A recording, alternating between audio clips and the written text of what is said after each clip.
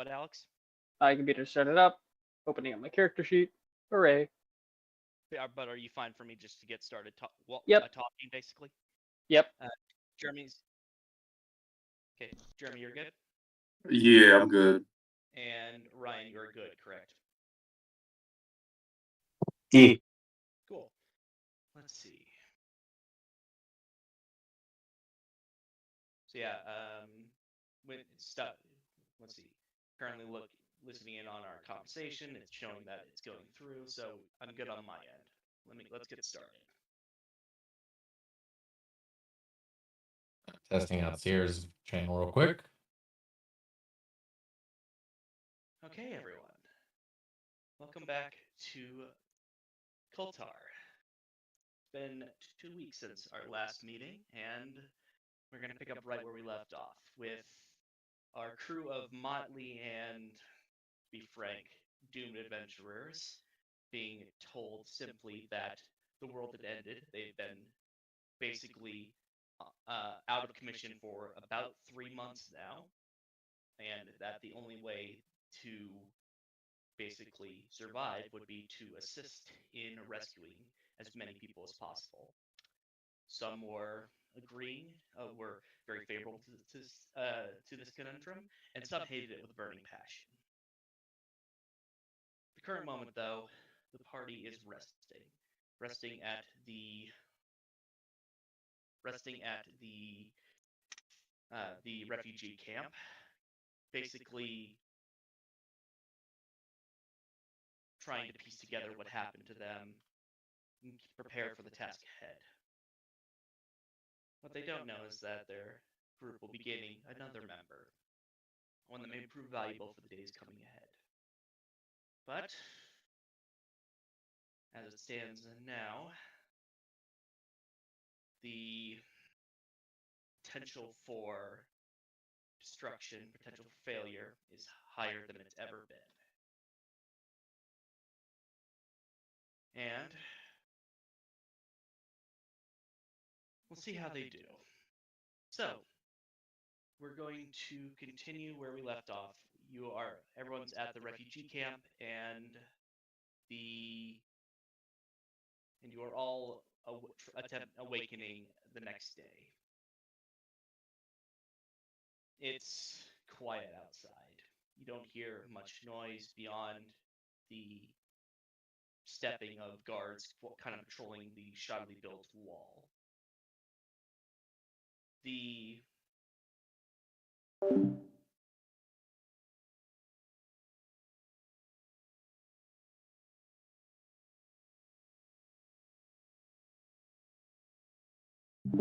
And we'll start from there. Who would like to get started?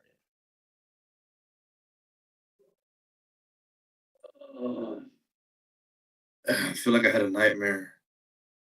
The Terraria was ruined. Everything's gone to hell. And, well, at least the good part is I see my brother. Oh, there you go. Hey, wait, what? Oh. Amelia's like, she's saying Amelia's up. Welcome to hell, is all she'll say, and start walking out of the tent. I need to buy some whiskey after this. Hey, wake up.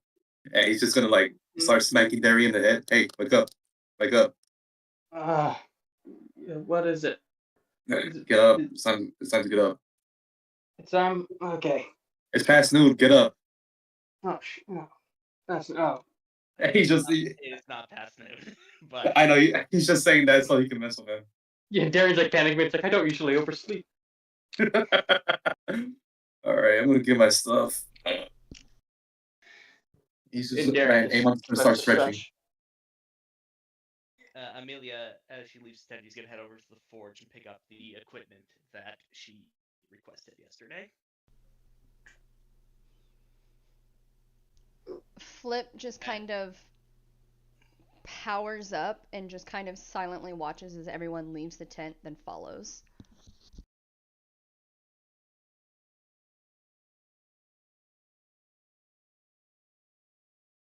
Okay. As you make your way out of the tent, you see the captain and Captain Daniel standing at the entrance of the gate. He's kind of looking over a checklist, like a checklist, knocking things off, and notices you coming over. He kind of motions for you to come over, but he clearly is like not expecting you to be over there immediately, but more like whenever you're able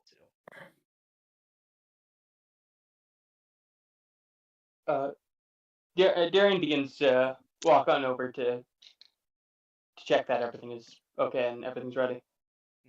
Anyone's gonna just follow him. Flip does the Along- same. What? Is everything good to go for our expedition? Should be soon. Well, I'll need to walk you over to where we have the equipment for you, but we just got the rest of it sent off to the staging ground. Okay. Hey, please guide us. Let's wait for the rest of our group. We'll wait for the rest of you. We'll get some food in you, and maybe meager, but it's better than nothing. And then we'll continue on after that. I think we forgot to wake up the draconian back there. Yeah, we're all exhausted. We all need any bit of sleep we can get. True, but we're in a bit of a haste right now, so Amon's just gonna walk back to the tent. Orden.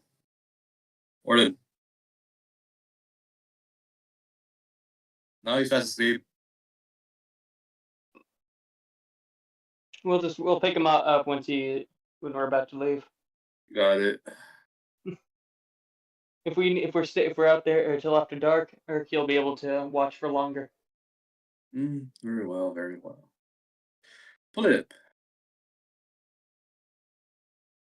Flip. You have called me? Yes. How can I be of assistance? What is your question of the day? My question of the day? Yes. I do not understand. Am I supposed You to got ask any- you a question, or are you asking me a question? Yes. You got any questions about the expedition or anything like that? I see all of you are bundled up. I do not understand the sensation of cold. Is it unpleasant? Very. Yeah, it's just rather unpleasant. Interesting. I shall continue to observe. All right. So Darian. As that conversation ends, Amelia finally kind of walks up to you guys by the front gate.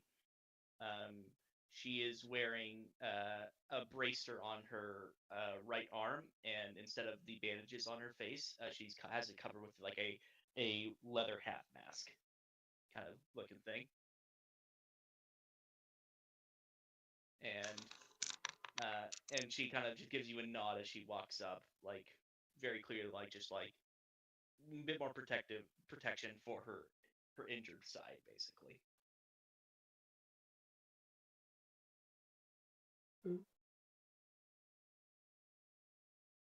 Okay, I'm all set, and she's also wearing like her warmer clothes as well. Same here. Amon's wearing right now a bit of a bigger coat than he usually wears, and he takes out his bow. Hopefully, nothing happens. But of course, usually something happens. And with the luck we seem to have, can only go up from here. Yep. Will your injuries slow you down at all, or will you be fine? I've made it this far without them slowing me down. Seeing she kind of like taps the little half mask over her right eye. Seeing is a bit harder, so don't expect me to be a good guard dog. Well, understandable. If you need anything arcane, though, identification, creating protection, that sort of thing, I'm 100% able to do that. But cold will not be nice on, even though they've healed over mostly, it's still going to hurt a bit. So just keep an eye in case I start struggling. Shouldn't happen though, but just letting you know. Is not Solar, is Orden in awake yet? Let's see. Yeah, if Orden doesn't answer, I'll just say that Orden has arrived then. Just gives you a nod as he walks up. Being very quiet this morning, but at this point, it's probably better that he's being quiet. Preparing for whatever happens.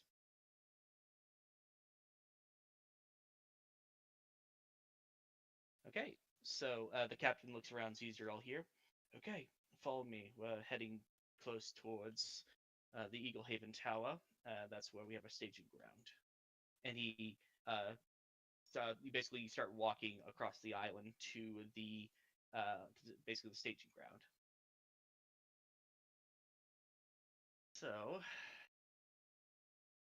you arrive at the kind of tip of Eagle Haven, where like the small amount of snow and the ice extends towards the island, and you see what looks like 2 dog sleds.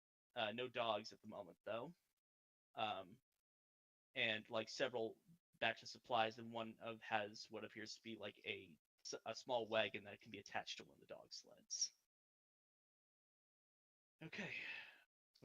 It's still a bit more time before we get everything fully set up, but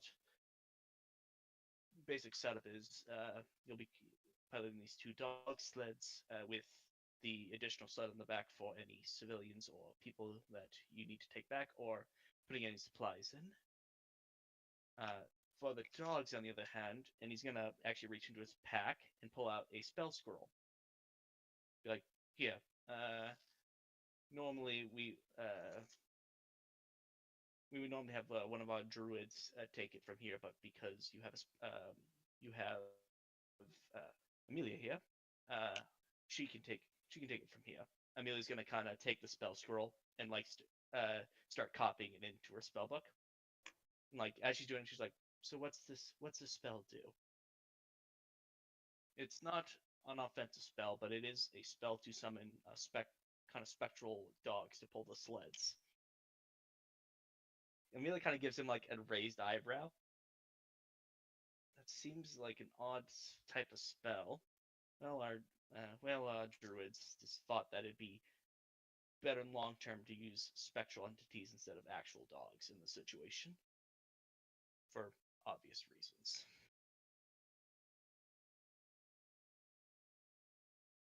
And Amelia just gives a nod and like continues copying down the spell. I've heard of stories of people using dogs to move around, but I never really expected it to be real. I've always thought of dogs as hunting animals or pets. They can be used for a wide variety of things. They're a very diverse animal with so many different types that exist. So we don't know. I've learned how to ride a horse, but how do we exactly even like use them? It wouldn't feel exactly right to whip at them like one does with a horse, but you're not going to be doing that. Amelia finishes copying down the spell scroll and looks it over. Ritual. It's a ritual. It's a ritual, correct? The captain gives a nod. Yes, it is. Felt like it was the druids who created the spell thought it'd be less strenuous to do it this way. It's more time consuming, but it's likely better that way. I'll get it all set up. And she's gonna kind of walk between the 2 sleds and start doing the ritual casting it basically. I'll let her get them summoned and I'll show you how, and then using that we'll show you how it works. Huh. I do find magic interesting. I've never been particularly or even remotely skilled at it, but I've always found it fascinating to me. Where shall I sit? It depends on what sled you take and where the area that you think can take your weight, basically. But let's let Amelia summon these spectral hounds, and then we'll get them all tied up to the sled and basically get everything set up from there. Excellent. Okay, so about a minute, like at the end of that conversation, Amelia just waves her hand, finishing the ritual, and the suddenly 24 spectral dogs appear around her. She's like, "More than I was expecting, but that works fine." And I mean, we do have quite a rather large capacity of people. True, and the more we have, the faster this will go. So that's positive. Amelia is going to let me check her animal handling to see if she can do this. Yeah, she's not terrible at it, but she's not great. They are arcane constructs though, so I'm gonna treat this as an arcane roll for what should be an obvious reason. So you're saying there's 2 of the sleds, right? There are 2 sleds and then a kind of bigger, there's the dog sleds themselves, and then attached to one of the dog sleds is kind of like more of a traditional sleigh kind of thing that is more room for people you save, basically. Okay. Go ahead. Oh, just to say, Amon's just gonna get on one of them, the one with the sleigh, Got it. and just he's just gonna put his feet up and just sit down. Okay, Amelia rolled a. That is a 21. As she kind of directs the dogs, and they kind of phase into because they're spectral in nature. They phase into the harnesses. The harnesses lock in place and almost seem to actually attach to them in a way. Much more arcane focus than I thought, but works for me. So both teams have 12 both the sleds have 12 dogs each, and Amelia's going to actually climb onto the other one that Amon has not climbed on, and kind of wholly onto the side. She's not taking the head of it, basically, unless someone else doesn't want to. Basically, the captain is going to then walk you through a quick tutorial about directing dog sleds. None of you are going to be proficient with this, but you understand the basics of it. Shows you how to direct them, how to mush them,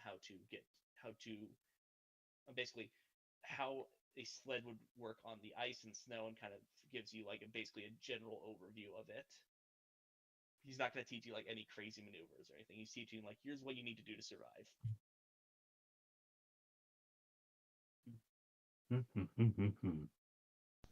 Flip just kind of climbs into the larger one of the larger sleds and just sits down, looks around and says, "Let us go."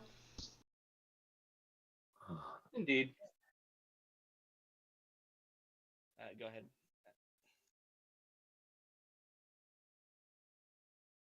So the captain kind of gives a nod, saying, "Okay, main thing I want to let you know is that you'll be heading towards False Wind.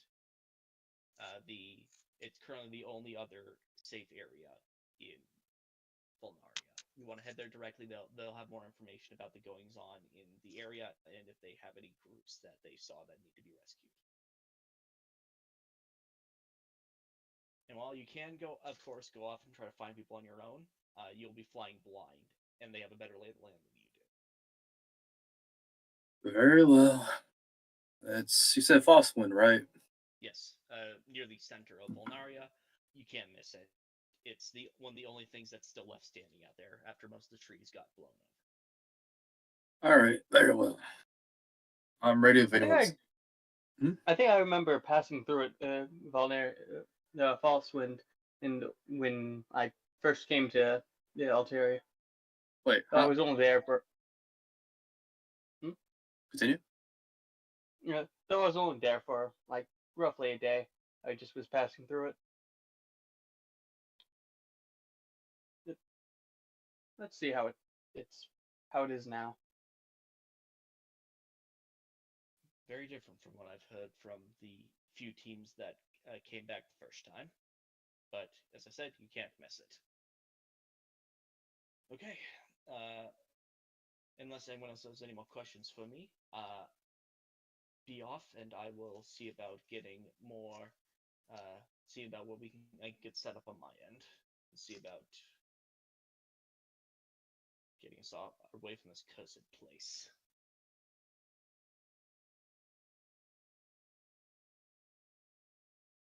Okay. Right. And with that, the captain gives you a nod, unless there's any more questions.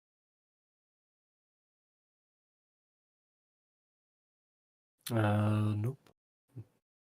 Okay. No questions. Just get the hell out of here. Just do this. Okay. So you all get into the dog sleds and begin your trip across the frozen ocean. You don't know how deep the ice is, but from what you're just looking down, you can tell that it is deep enough that you will have no trouble going over it. Yeah, I'm switching over to another map. Oh, we have another map. All right. Yeah, we have the close-up of current Volnaria. Oh, you have regional maps. That's nice. Yep. I'm the let me map. get that I'm the pulled map. up. Map Let on me the get that map. pulled up. On the map. On the map. On the map. Map on the map. Sorry, I don't exist yet. Yeah, you don't exist yet. There we go.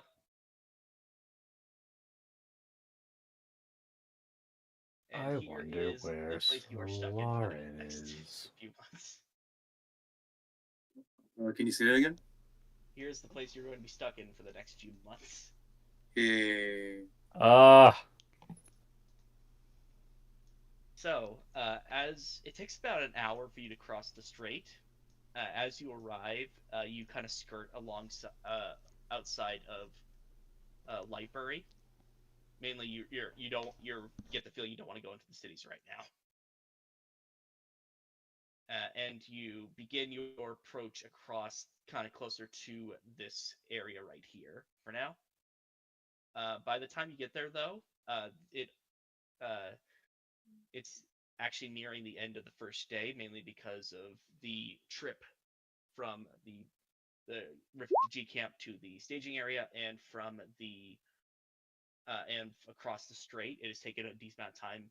It's nearing, kind of getting dark out, so I'm assuming you guys want to make camp, correct? Yeah, since it's getting dark. Yep. Okay, let's Alright. get set up. So, I did let you guys know that I'm doing camp a bit differently now Mm-hmm. than previous. So, let's discuss that. So, you end up finding some ruins to tuck your tents into. Okay, everyone gets to take a roll now. So, as you're settling down, you notice that there's something wrong with the air around you. Something feels like it's trying to drain your essence, your life force. Amelia is going to begin drawing arcane symbols to attempt to protect you against that. I need two people to get two people for first and second watch. I need someone for making the food tonight, and I need someone to go scavenging for resources. I'll take first watch. What are these? What skill sets are we using these rolls So, for, and what cooking modifiers would just are we be using? cooking would be performance or anything else like that. Basically, it determines, like, if you roll high, you basically you can recover more exhaustion points. If you're like oh, you have like 2 levels of exhaustion, you eat a good meal, you lose one level, then you sleep, and you lose another level. So it's basically like a way to recover a bit more from exhaustion. So that's performance more than anything else. and that's also in if you have a cooking background that's added onto it. For first, second watch is perception. For what Amelia's doing, she's doing arcane protection, so that she's using arcane for that. And for foraging, it would be survival checks. I'll go forage. I'm proficient with survival. Got it. I was gonna say that.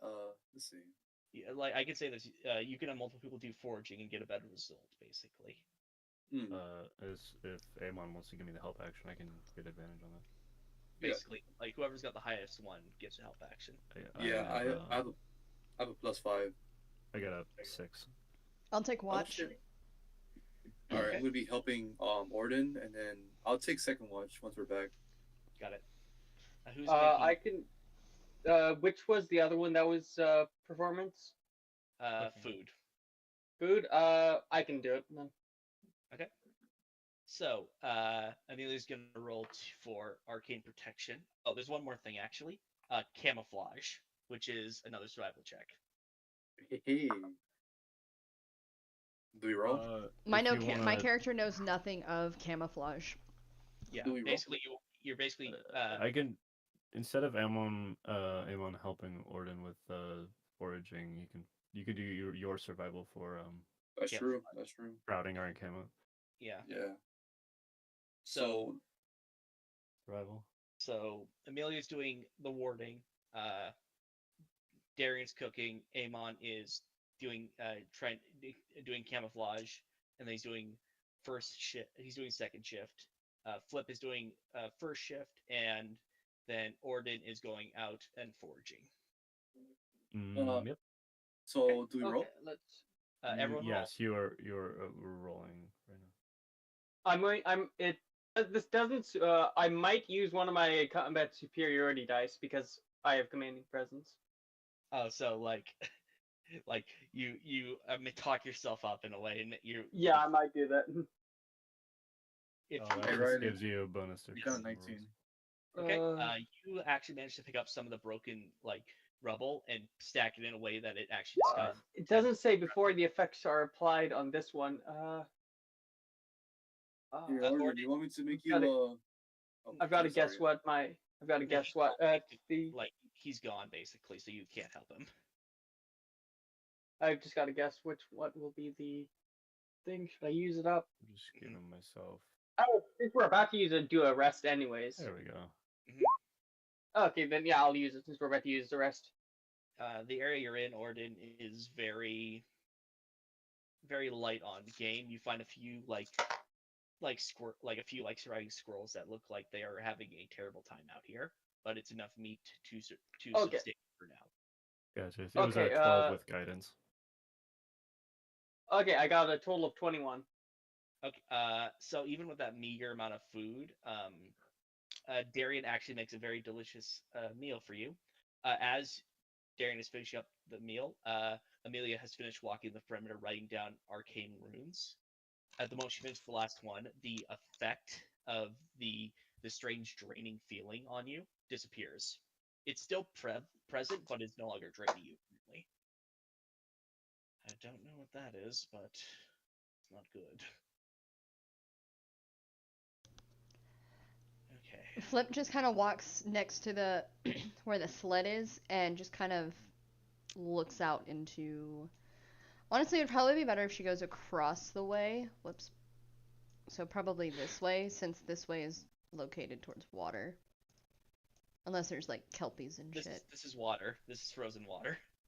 Oh, then yeah. So she's gonna kind of look out over the barren wasteland up here. Mm-hmm. Towards the town that you're kind of the most worried about. Yeah. Okay. You all, everyone who can eat has a hearty stew, and for Flip, while you do not eat, you do share in the company of the others. Kind of bit rejuvenating because of that. And we'll begin the night shifts. Flip, give me a perception check. Okay, give me 1 second. Perception.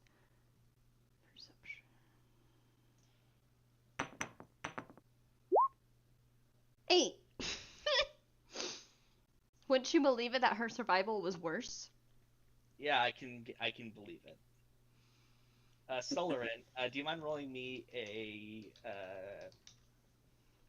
Are you trying to be sneaky? Or are you being very obvious as you approach the camp during flip shift? Oh, do you want to know? Okay, so actually, you want to know what Flip is doing? She understands that she's supposed to be watching. She doesn't know what she's quite watching for yet, so she's actually going to she's going to cast, because it's a cantrip. She's going to cast Dancing Lights. Oh. How do I cast it? There we go. I wanted to put it in the roll. Yeah.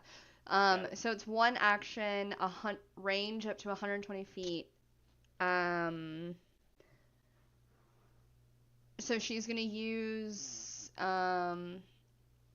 She'll most likely have phosphorus on her, and then she's just going to basically have a little glowing ring around her. I know there's a way to aura status. Here we go. It's a. Is it up to 120 feet? Yeah, basically you can spread it out 120 feet around you, I believe. Oh, it's a 10-foot. Yeah. Yeah, like you can move those radius. Like So I'll just do 120 10. I'll just do 10 foot. Okay. And I want it So to about be. It's gonna 60 be. foot around you is like bright light, basically, as these things are. You Yeah, can so have the lights up to 120 feet away from you, and each of them produce 10 feet of light. Okay. So, this bright light appears in the middle of these ruins. I have a D&D Spotify playlist I just listen to. Also, I just imagine the anti-light that Flip is casting. It looks like a raven there. It's less of a rave and more like Aurora Borealis. She's enjoying like the shifting colors. Like she finds it soothing. Oh, So, so this is probably near the end of flip shift, and like Amon is like walking up to her and sees this.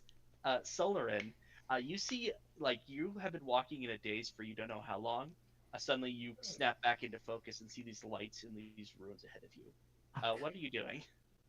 I'm gonna start approaching, being cautious. I actually am going to take. Oh, I'm gonna be flying, fairly low to the ground.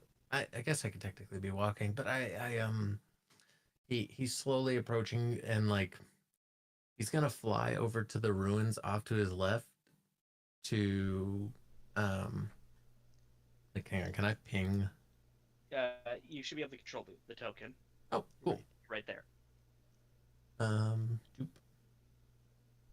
I want to start flying, like walking over this way, and like if I can fly to the top of this to get a look to see if I'm looking at like enemies, creatures that might be trying to, if these are like bandits and savages, trying to be stealthy. Just got it. So as you fly up to the top of the wall, you see two tents, two kind of dog sleds, and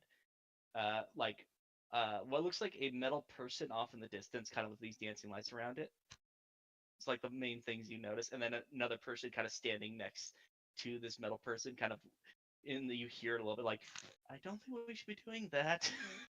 Like very distantly, you hear that.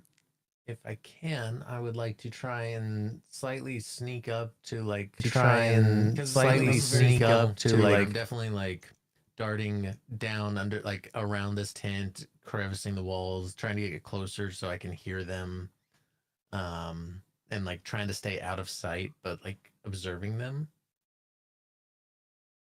Do I happen to? I can roll a. I need. I think it's a stealth check against our passive perceptions. Yeah.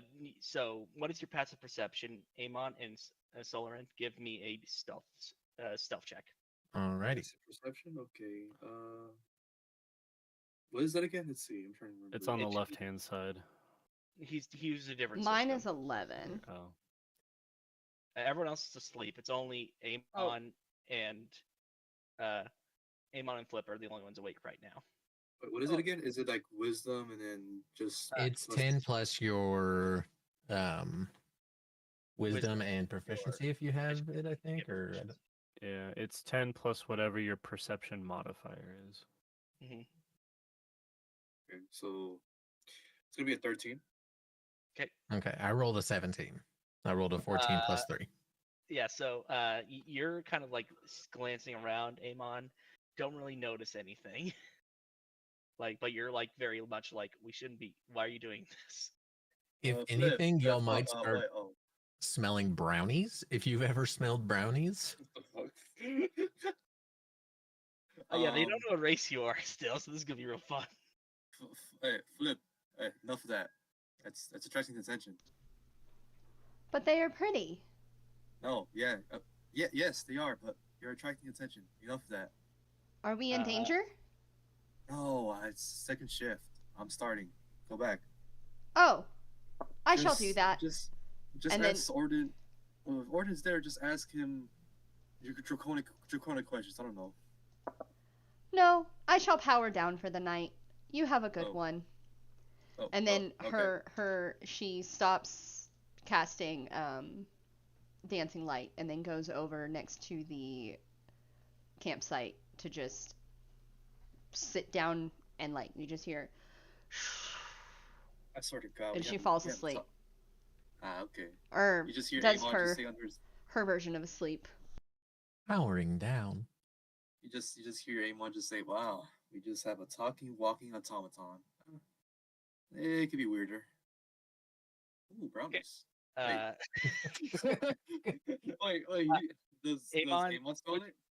yeah, you all anyone awake is smelling it. So yeah, Amon, you do smell it, and it is very odd. Would you like to make me another perception check?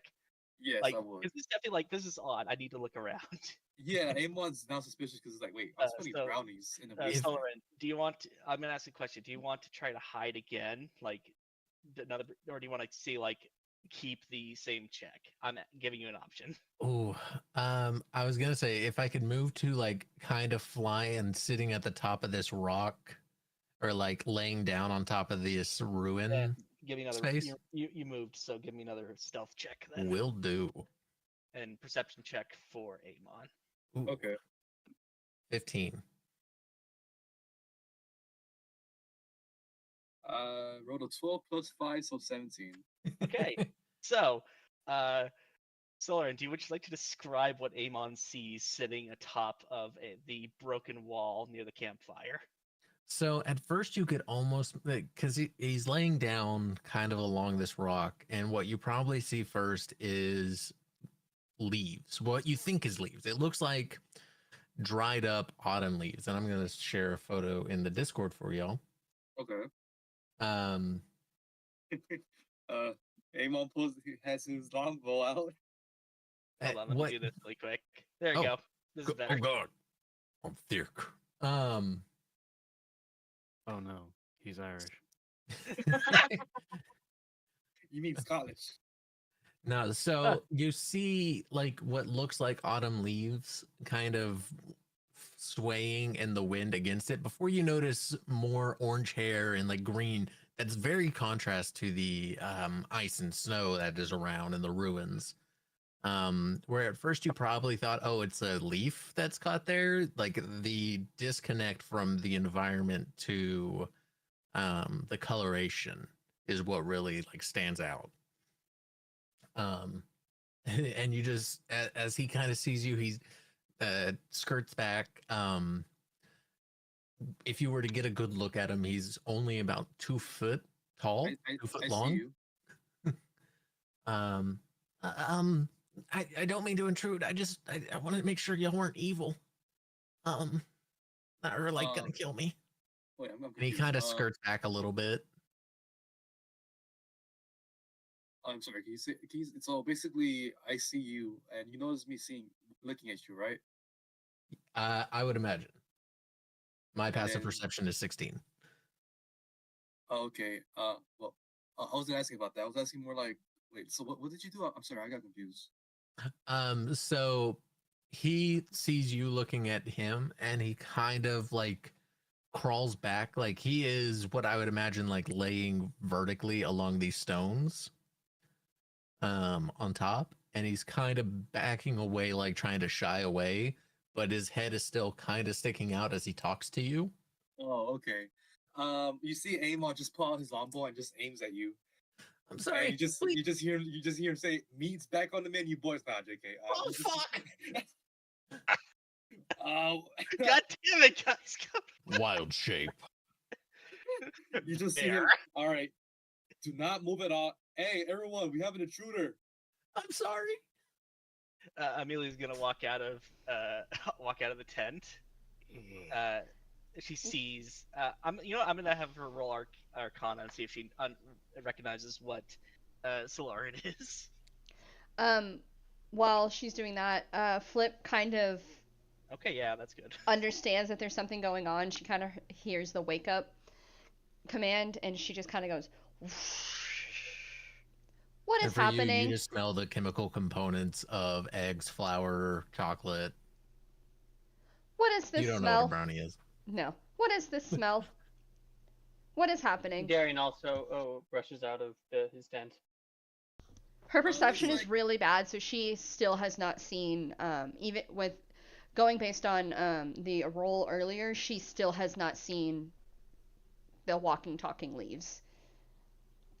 Amelia barely notices you, and immediately was like, "What's a fairy doing here?"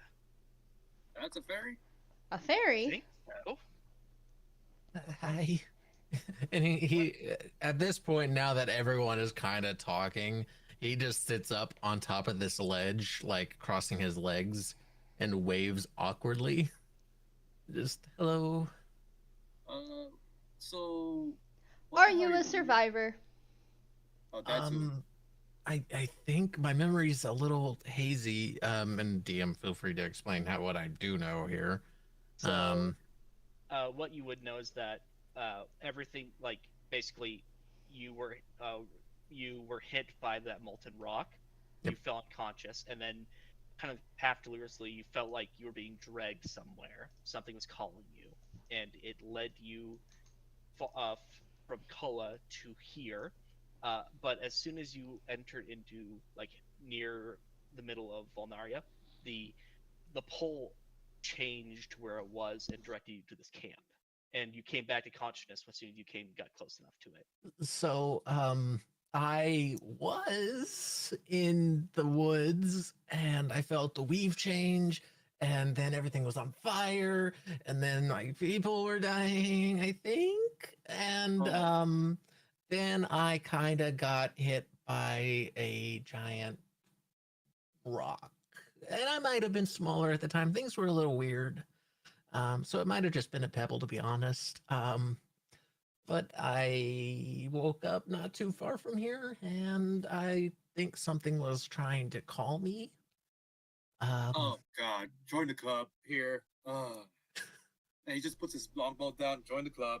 You're not the only one. You Wait, sound like so a you guys survivor. you guys have been through something similar? Yes. I want to make sure everything's okay. I want to get things back. It just the Also- weave feels wrong. Also, it's been like 3 months since you probably got hit by that pebble. So yeah, good luck with that. Oh, cool. Well, welcome to the Amelia club, kind of chosen looks one. over. Amelia looks over at Solarin. You're having a panic attack, aren't you? Maybe.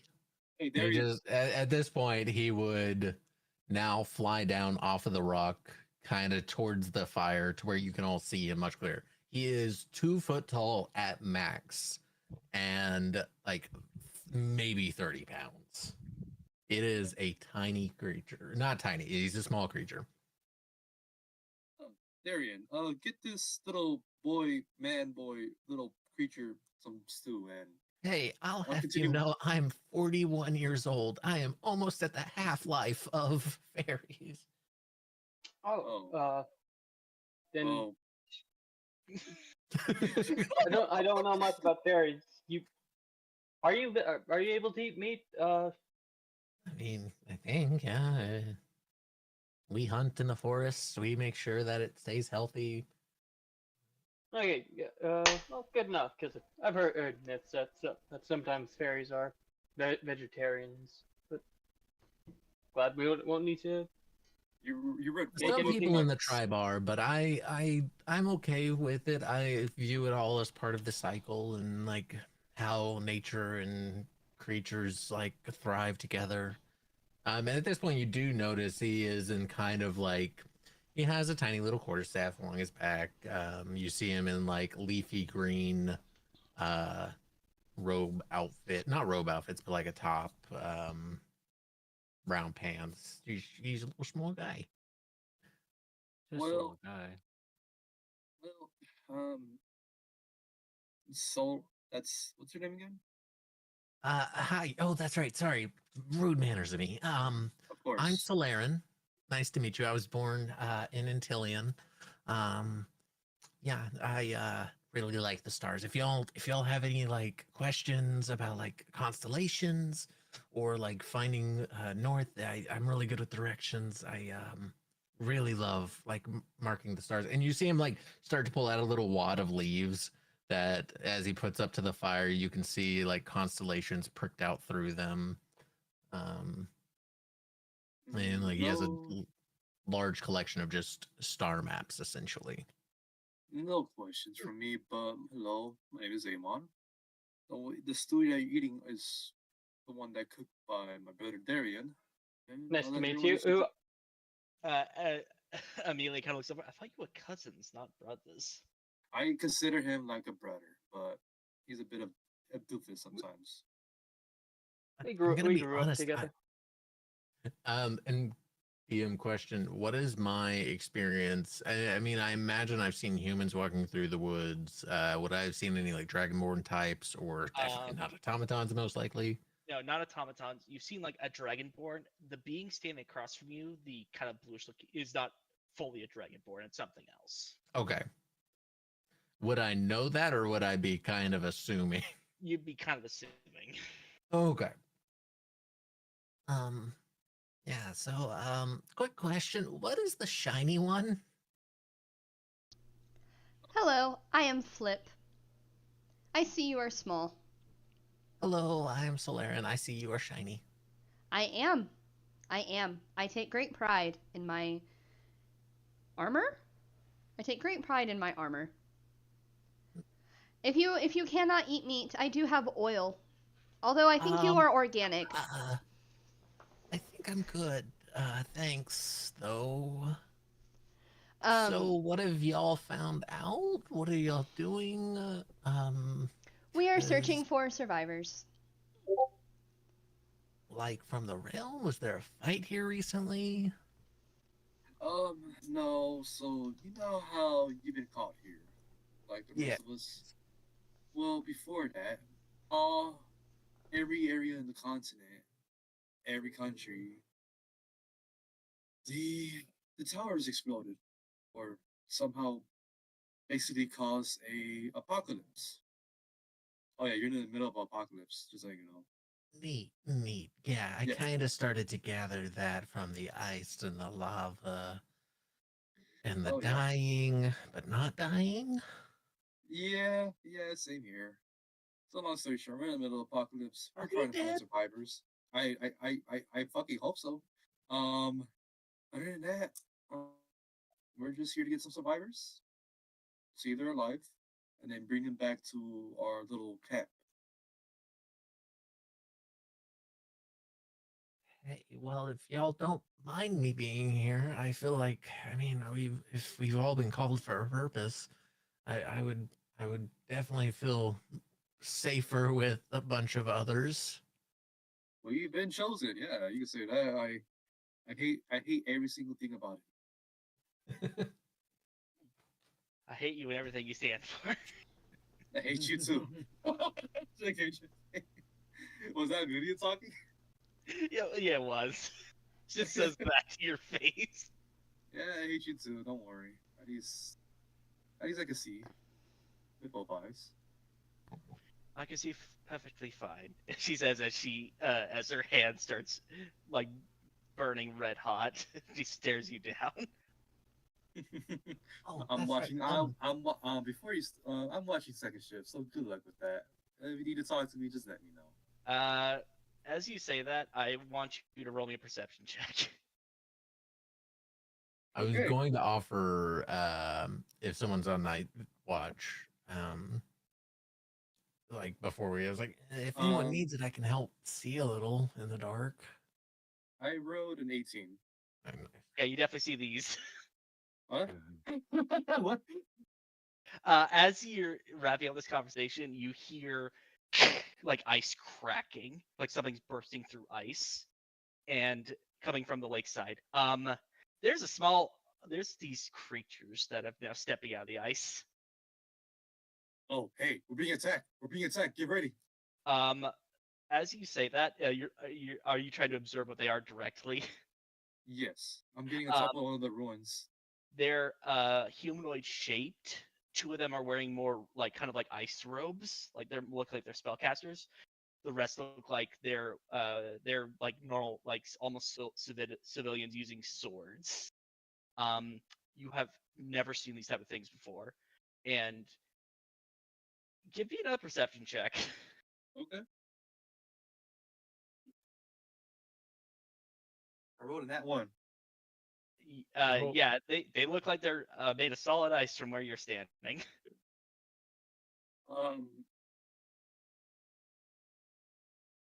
Hey, Everyone, hey roll me humanoids. Hey, humanoid south. Two spellcasters.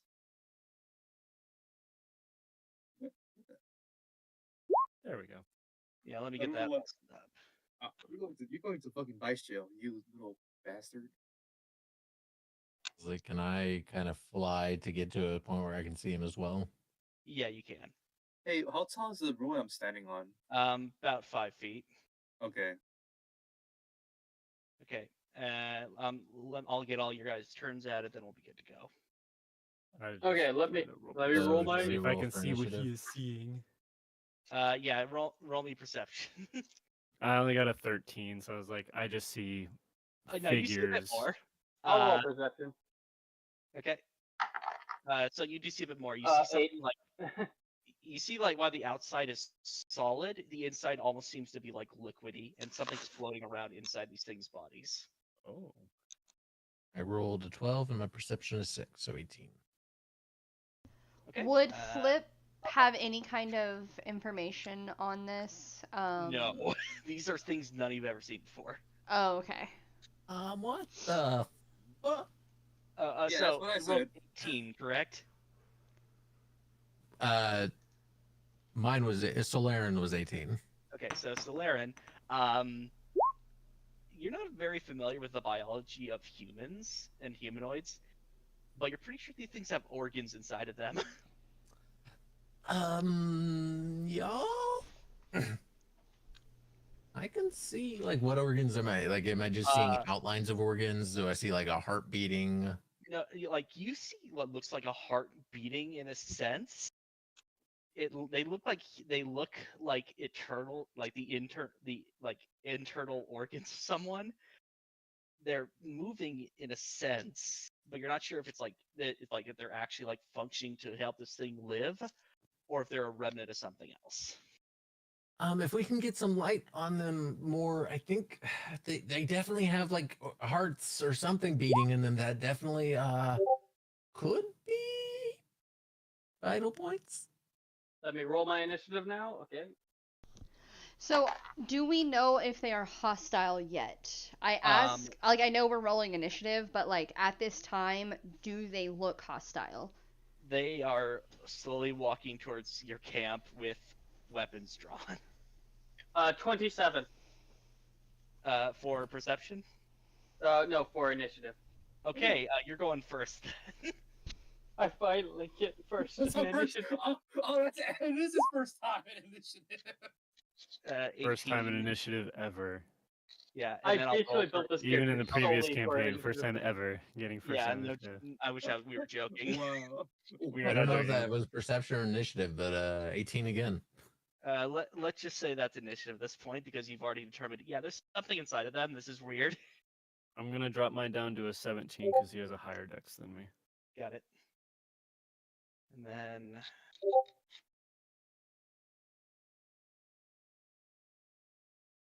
Okay. There is the initiative order. Darian's going first. Hooray!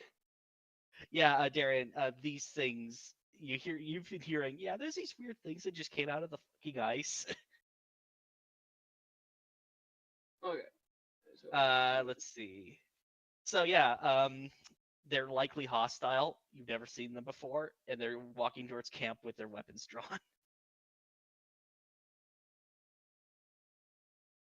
no, check So some good luck, things. everyone. Whoa!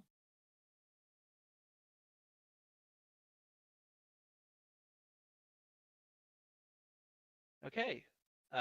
This is normally where we'd have music, but don't have any setup at the moment. So it'll be likely very quiet as everyone interprets the issues.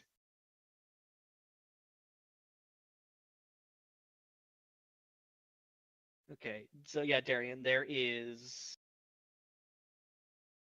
are 6 of kind of the lower grade Sorry. and 2 of the spellcasters. Oh wait, sorry, I missed that. An alarm went off on my phone. Okay, there are 6 lower file like foot soldiers, and there's 2 spellcasters. And the spellcasters are the ones closest. The ones up front. Yeah. These guys. Yes. So is this true to scale? About that, yeah. Okay. Okay, 65 feet away. Yep, I'm gonna pull out my rapier and I will fire. You mean your gun, not your rapier? Oh yeah, not rapier, fucking gun. Sorry. Yes, I'm gonna pull out my sword gun. Okay. Which one are you firing at? I'll do the one here. Yep. Got it. And with that, I have you quickly check something because I need to make sure that it's the correct thing because I don't think something was chosen correctly. Where is it? I don't know where that was, but okay. This, so I save. Oh my god, that's a 27. Yeah. So you hit. Roll me damage. And it's 3d8. Yeah, it is Plus. 3d8 because it is it's a proper firearm. Yep. Wait, where's the clip dice? Where did my dice go?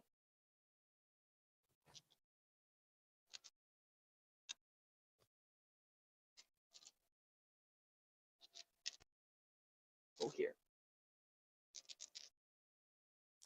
How do I set up my character on the bottom of Roll20? What do you mean? Like Flip, Orden, Riley has like images instead of the little color boxes. Oh, I don't have that up right now. I just have the standard names because I find it easier to do it that way. It doesn't take up like the most. It doesn't take up like the map, but you can do whatever you want. 5, 7, and 1. So that's 13. 13 plus 4, or that's 17. 17 damage. Okay. You fire off a shot from your bolt action. It slams into the chest of this thing, and it doesn't look like it hurt it much. Oh shit. In fact, it looks like it's now focused on you.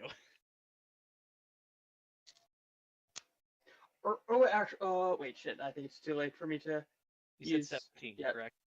Yeah, I know, but I could have used one of my things, but no. You're a little late. Yeah. Thought about it too late.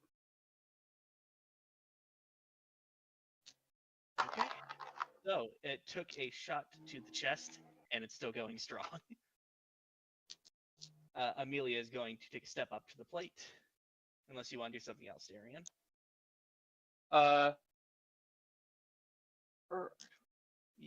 You have until like the 5th level before you can fire a second time, if I remember correctly. No. Oh wait. 5th Actually, level. it does say with my things. It's when I hit with a weapon attack, I can use this. Okay. Then use it. So yeah, I'm gonna use trip attack actually. Oh, okay. It means make a dex save, correct? It makes a strength saving throw. Against what's the DC? 14. That's a natural 18, so it's fine. Damn. As you fire the shot into its chest, it almost like falls backwards, but it like almost unnaturally snaps itself back upwards. As you hear like. Oh, actually, I can add one more thing of damage actually. God, I'm not used to playing a fighter. Yeah. 3. Okay. So that's 3 more damage. Sorry. That's 1 more damage. Got it. Well, 3. No, it's 1 because he's resistant. Oh, he's resistant. That means resistant to piercing if you've got piercing damage on that weapon. Yeah, it's a piercing damage weapon. Yeah, so that means they're resistant. Okay. Okay. Amelia. Go ahead. Oh, door. Okay, Amelia is going to actually move right next to you. How bad? It didn't. It doesn't look like it did much. Okay, shit. She's going to cite the one you fired at. Let me try something. And is going to let's see. She's gonna do cast a spell, obviously. Not that one. She's going to mainly she's testing a theory. She's going to spawn a firebolt into her head and like basically cast it at it. Let's see if it hits. That hits. That is D12.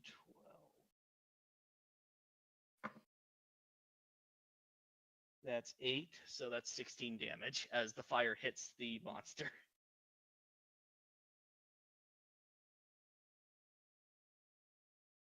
So, she looks at you. I was mainly testing to see if that'd work. I hoped it would. It did. Fire seems to hurt them more. So, that's something at least. Yes. So, yeah, basically hits it with fire and it did a bit more damage. Okay. That is the end of Amelia's turn. Because she can't do much else right now.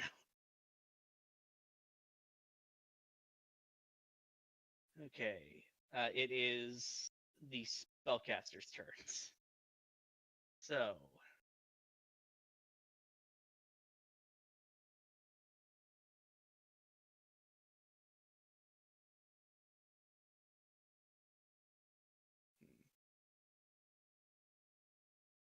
So. The one that you guys were firing at takes a look over at you, Darian, and goes to raise his hand back and fires like an icicle at you to see if it strikes you. Okay. What's your AC? 14. Okay. As it fires, it flies right over your shoulder. I'm like, Jesus. Oh, not Jesus, but what would it be? Gods. Gods. Technically, Vitalia would actually work for this because Goddess of Fate. Oh yeah, most likely Vitalia. And the second one's going to do the same thing towards Amelia. That's an 18 to hit. Amelia is going to burn a spell slot to cast shield and deflect the icicle as it almost slams into her. Like, and because she used a abjuration spell, her ward is now up. Her arcane ward has now been procced, so she's got a bit of extra hit points. Okay, that's the end of your turn. Their turn. Slayiara, you look over and see these monsters begin to fire on Amelia and Darian. What are you gonna do?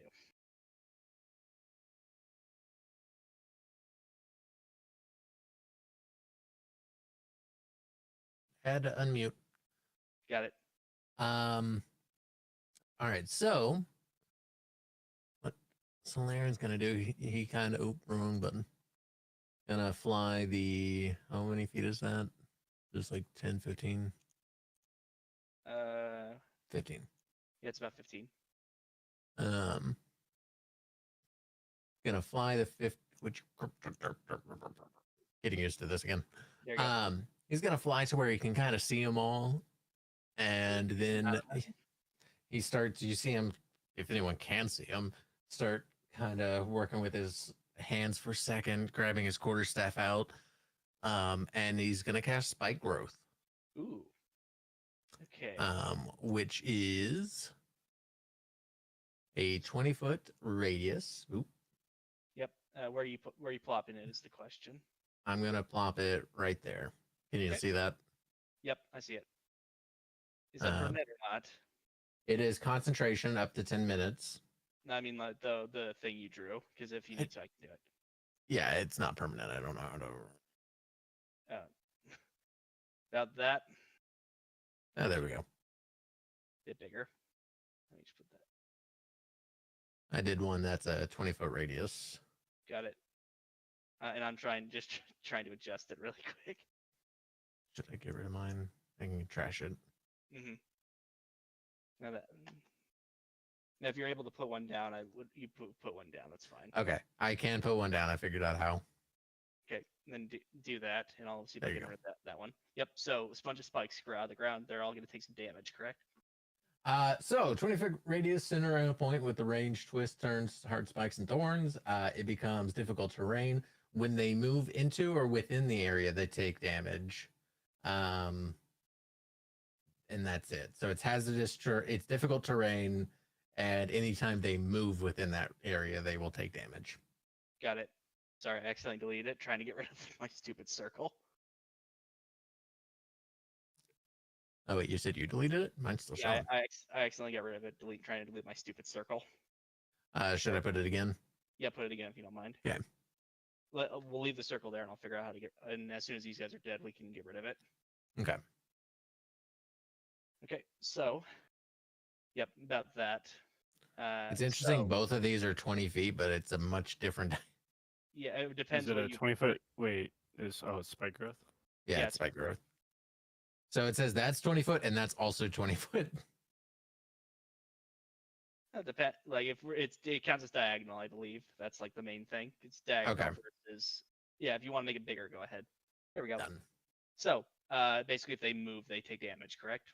Or if Correct. they start their turn there. Yes. Okay. It's for every... So that should. And it's 2d4. And then, now that that's cast, I'm gonna take the rest of my movement and fly back. Probably smart. This is concentration. I don't want to fuck up. Okay, that is Solarian's turn. And can I actually clarify? I am dropping down to essentially behind like the rock wall, In the tent, got it. and then that is my turn. Got it. Oops. Okay, so Orden, you watch as everyone's kind of yelling like, "Oh shit, there's these things here," and they're like everyone's kind of flying, like starts flying around and getting ready to fight, basically. What are you gonna do?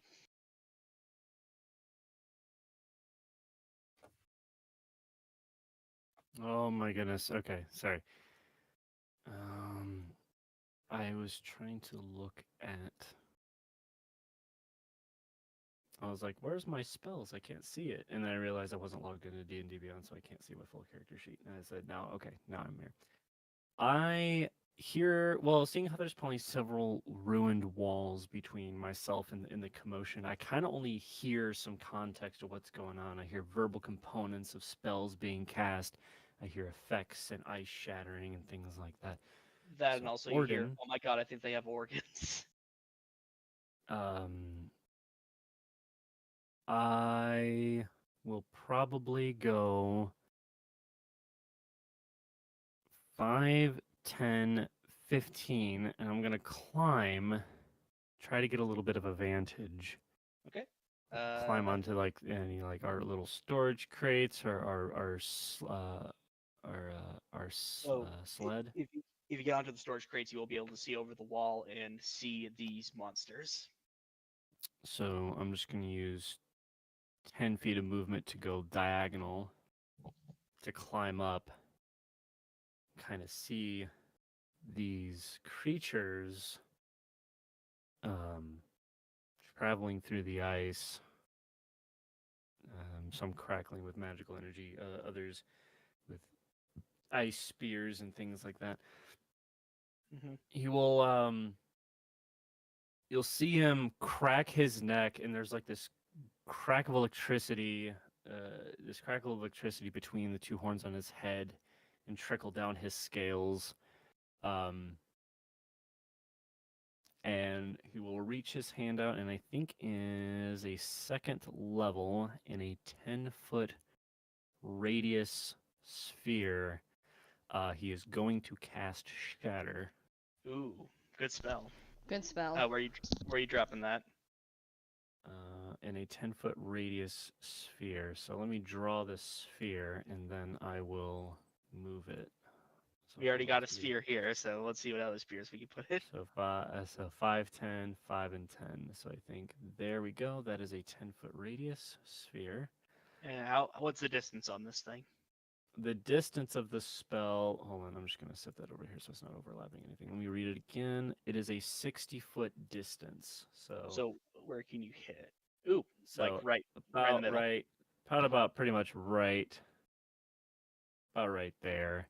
Okay, let's drop it there then. And then at 10-foot radius to there would be, whoops. Oop, I can't pick up my. Yeah, I've noticed that it's very hard to pick up these. I'm just gonna refresh. Got it. Wait for a sec.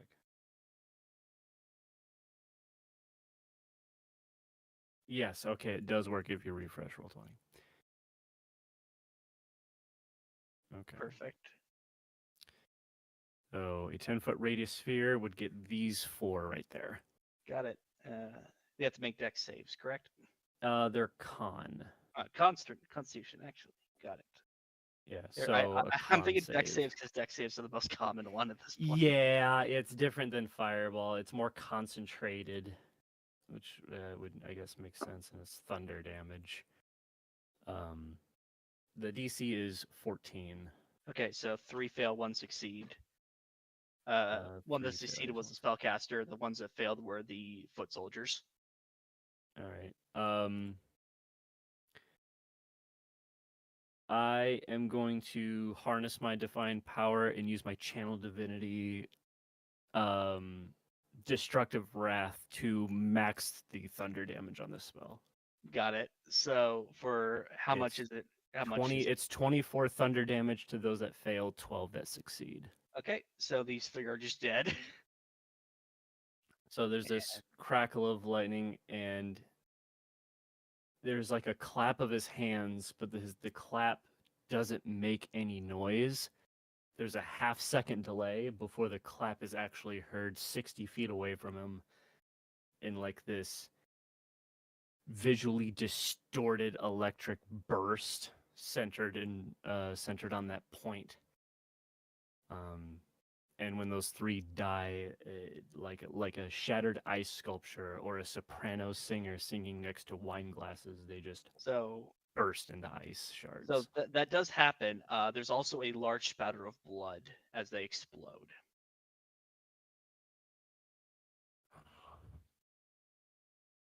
Not purely elemental. What are those things? You don't know yet. Guys, that's a lot of blood. Yeah, there's like at least a person and a half's worth of blood on the ground now.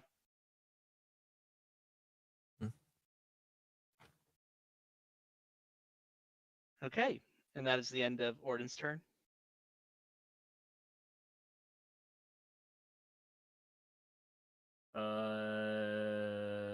see anything else. Yes, I don't think I have a bonus action that I want to use as of yet. No. Got it. No, not right now. No. Okay then. Flip, it's your turn. I know you're probably not in range to do much at the moment, but you hear, what the fuck are these things? Oh god, that's a lot of blood. And So you said shattering that of ice. you said that the walls are about 5 feet tall. Yes. You can easily climb up it if you need to. Okay, so that's what she does. She kind of stands right next. She walks forward, uses all of her movement to stand next to Solarian or Mhm. whatever, since he's kind of hiding behind the wall. Mhm. And then she puts up her hand and casts Firebolt. Oh, that hit. Oh, which one are you trying to hit? Oh, that one. This one? Yeah. Okay. That hits. Roll me damage. Let's see. 6. So 12 damage. Got it. Yeah, so because it's a hold on. The Yeah. firebolt slams into is it almost like kind of like a grease fire looking kind of thing? Hold on, let me move you back. Yeah, sorry. I was just measuring. I'm trying to figure out how So fireable she looks has for you kind of thing.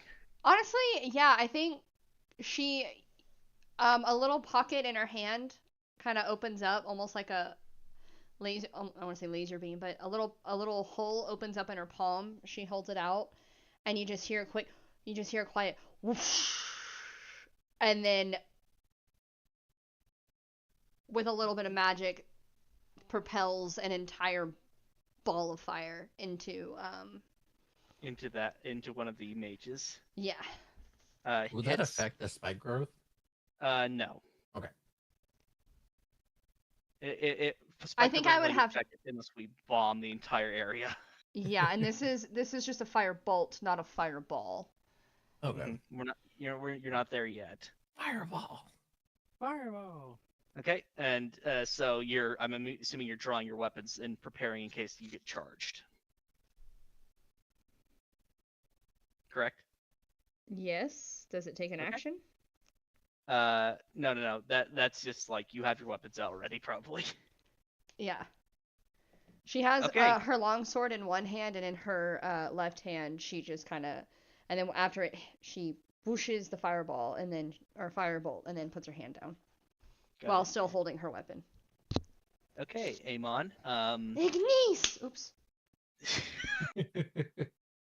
Baldur's Gate. Just Firebolt stuck in my has head. literally been the only thing that has kept me alive majority of It the is time. such a good spell. And it's a cantrip, and nearly That's- all of my characters have it. Anyway, that's not the point of this game. I was about to also ramble off, but never mind. So, Amon, everyone, you've saw an explosion of blood, and these things are, you from what it looks at, the foot soldiers, they're prepping to charge. So I'm gonna use my action to summon my Drake. When his draconic essence, he looks like basically his appearance is basically of a rainbow dragon, but but he uses more of the fire element. Got it. Let Anything else? me put down the token you sent me. Yeah. And then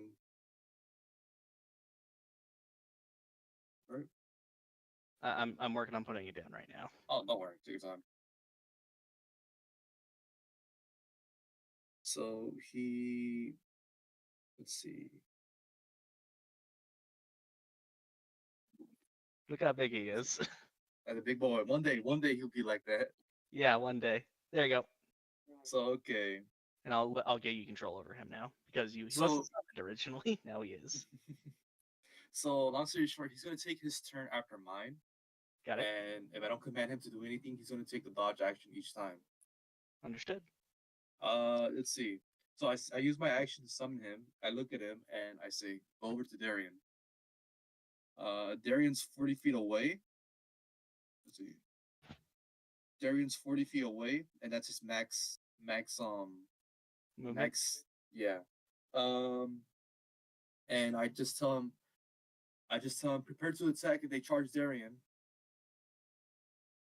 And that'll be the end of my turn. You say you're not gonna attack. You're just Oh basically. no, waiting. the summoning of the Drake takes an action. Got it. Okay, so So yeah, go ahead. okay, it is the foot soldier's turn. So all three of them are going to suddenly. They watch. The ground almost seems to consume them as they are sucked underneath the ice, and they're going to move 60 feet. There we go. Basically, they teleported in the sense. You watch as they burst out of the ground in front of you three, in front of Slayiara, Amon, and Flip. Flip uses her free action to say, "This is uncomfortable." Oh, this is some bull. Oh, hi. Okay. First one is going to try to attack you, Slayiara. Crap. Okay. DC. My AC is 15. Okay. He misses. He got a 12. Second one Too is small. going. Thank good. Luckily, second one is going to attack Flip. That's a 5. That is not hitting. Not at all. Not even close. And third one's going to attempt to attack Amon. He's gonna hit. Watch. I know my luck. I'm sorry. Natural 20. Oh my god. Yeah, I kind of figured. I'm so sorry. Yeah, I know. Don't worry. I'm used to it. I'm used to it by now. Yeah, he's two-handing it, by the way. I'm sorry. What? Yeah, he's using a long sword. He's two-handing it. Good luck throwing that. You already know what to do. Yep.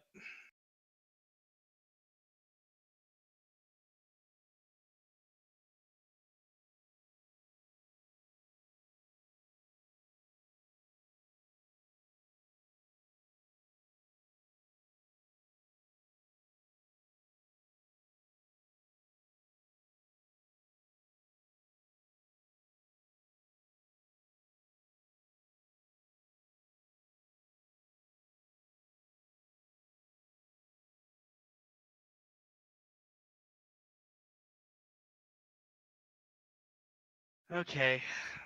There's no easy way to say this. 29 damage. Oh, Riley. Why? Oh, no. Unconscious? Riley? No, I got 14 HP left. Got it. This thing's, you are very confident until it hits you. As it hits you, you feel cold shoot through your body, and you have a giant gaping wound now. As this thing slashes through your armor with ease. It's painful. We had to roll in that 20 at some point. Yeah, don't worry. I volunteer as the meat shield. Not anymore. Okay. With that final hit done on Darian, you feel like shit, but that's nothing new. Darren, actually, you hear Amon go, "Fuck." I'm assuming. He hears like the blades just like hitting me. It's Yeah, just amazing. Go ahead. Oh no, cool. I just finished. Got it. Yeah, you just hear that, and you know Amon got hit.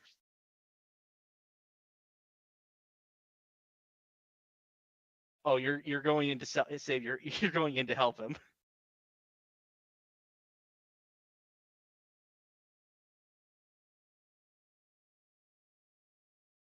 Darian being silent, it's kind of scary. Yeah, I'm not gonna lie. he is being dead silent, and that's actually. My mic was muted. We like, oh, it's a character moment. No, I was just muted. Would he be? He's dead. Is he in would I be in sight line of him right here? Yes, you would. Okay. Hey, so yeah, I'm gonna run. I'm gonna run over, as I've heard that my cousin has been pretty badly injured. I'm like, shit. So I run over, and I'm gonna use my my pistol. Got it. You draw your revolver, and you're gonna Yep. fire a shot. Got it. Mm-hmm. That counts as a weapon attack, right? Yes. Yeah. Just let me know if you hit. Okay. He could be able just to smack him. That's 12 plus. That's a dirty 20. Hits. Yep. Roll me Ow, some damage. 5. 1, 6 plus 4, 10. So 10. So 5 then. My Drake uses his reaction to infuse his weapon attack and adds a d6 of Is- damage. Is he Fire close enough damage. for that? Yeah, he's within 30 feet. Okay. So how much fire damage does it do on top of that? Let me roll. Be Use funny for that- fire damage. Got it. 4. Yeah. So as you're about to shoot, Darian, you feel like this. You watch as your gun barrel gets hot. You fire the shot, and a burst of flame comes out with the round and smashed into it. Who's There you doing? Okay. There you, dude. We can hear What's you. that scratchy sound? Oh, sorry. I was rolling around with dice. Yeah. So that is an additional 8 damage on top of that. So Oh, not hell yeah. bad.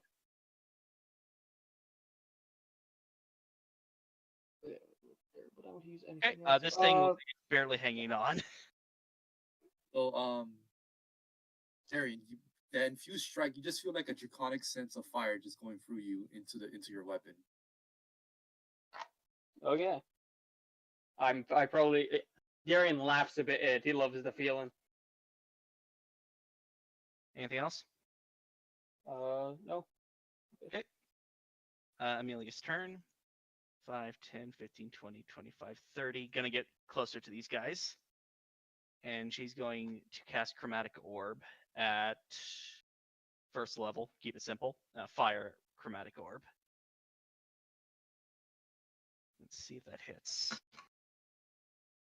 That is a 22. That hits. And that's 3d6. No, actually, no. Let me double check.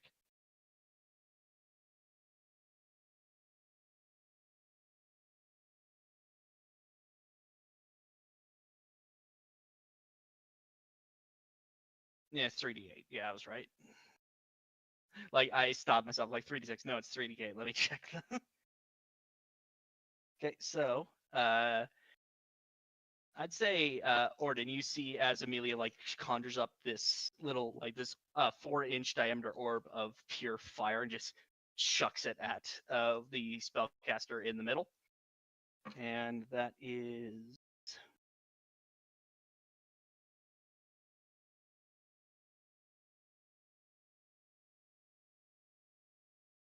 That is 15, so that's 30 fire damage. Hits it right in the chest, and it's made of ice, but you can almost smell the sizzling of flesh as well, which is not comforting in any sense.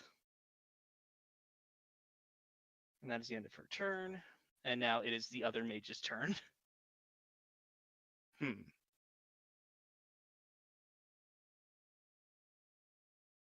Let's see.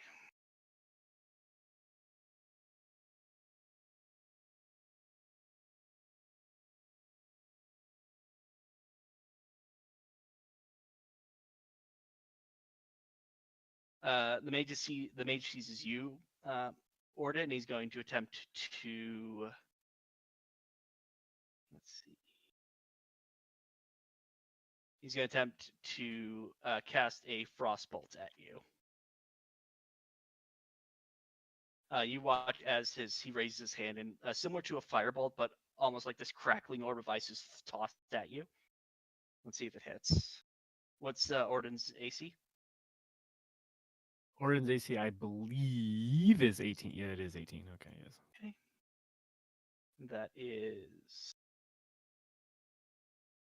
That is 18 exactly. Ooh. Beats it, beats The frostbolt hits you, and that is 3d8 cold damage.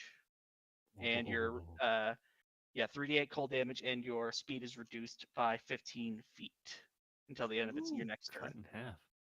Yep. That's 14 cold damage All right. as the bolt slams into your chest.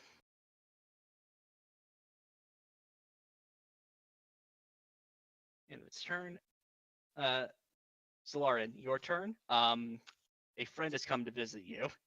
Not a very nice friend. Right in front of you.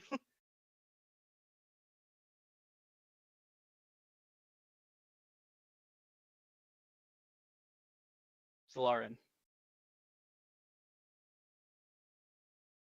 Oh no, Pookie is missing. Pookie Bear, where are you? Hang on. Was I not talking that whole time? No, you were not You were talking at all. muted. You were muted. Son of a gun. I'm all right. So, It's M-rated. You can swear if you want. all right. So, and he slams his quarterstaff into the ground as the people that are near him. It's fuck. No time for cowardice. He slams the quarterstaff into the ground, and the people near him start to see his body start growing. He drops concentration on the spike growth. And you just start seeing him transform into a rather large ape at this point. Wild just- shape, got it.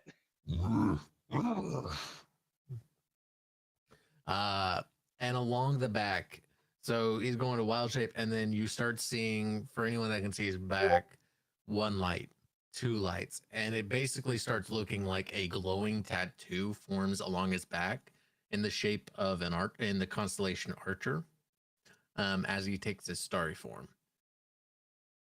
Circle Now- of stars, joy, let's go. Yep. Now, and I'm forgetting how this works. As I've taken wild shape, do I have actions associated with the wild shape, or is that my turn? Because that was an action and a bonus action. Now I'm trying to think on that. Circle of stars specifically tells you what you have if you're on a starry form.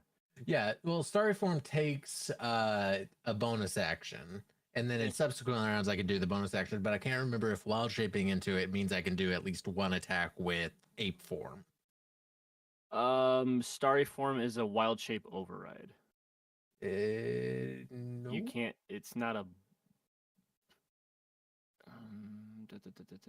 You It can says expend you a can use use them. expend a use of your wild shape feature to take on a starry form rather than transforming into a beast. It's an But he override. did do that. He did both though. So We talked about it can- beforehand. Oh, so if you so that's not a question for the rest of the players. That's a DM question, bro, for Yep. homebrewing. That I'd say it's fine. Like if you've done like the specific pattern, I give you 1 attack. Okay. Mainly because of the way you're specifically doing this. Okay, so at this point, I will just use one of his fist attacks because, ape, fist attack, melee. So I'm just trying to bludgeon the one in front of me at the moment. Sounds about right. Okay, I rolled a hit. 7 plus 5 is 12. Let's see. Hits actually. Oh, shit. Okay. They're wearing no armor. They're just ice. All right, and then it's a 1d6 plus 3. So that'll be 6 damage total. Okay, it's bludgeoning, so that's 12 damage. And he is going to essentially try and sucker punch into the gut, having seen the organs inside, just trying to get in there. Got it. And that's his turn. You because you're bludgeoning, you actually managed to crack the ice a decent amount, and the thing looks like it's barely holding together after you hit it. Mm. Okay, Orden. It has become a melee on one side of the arena. Whatever you think is best, go for it.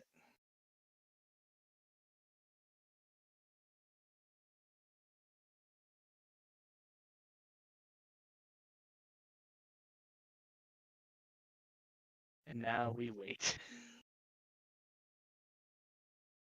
I accidentally deafened. No worries. I'm just waiting for Orden to have a game plan.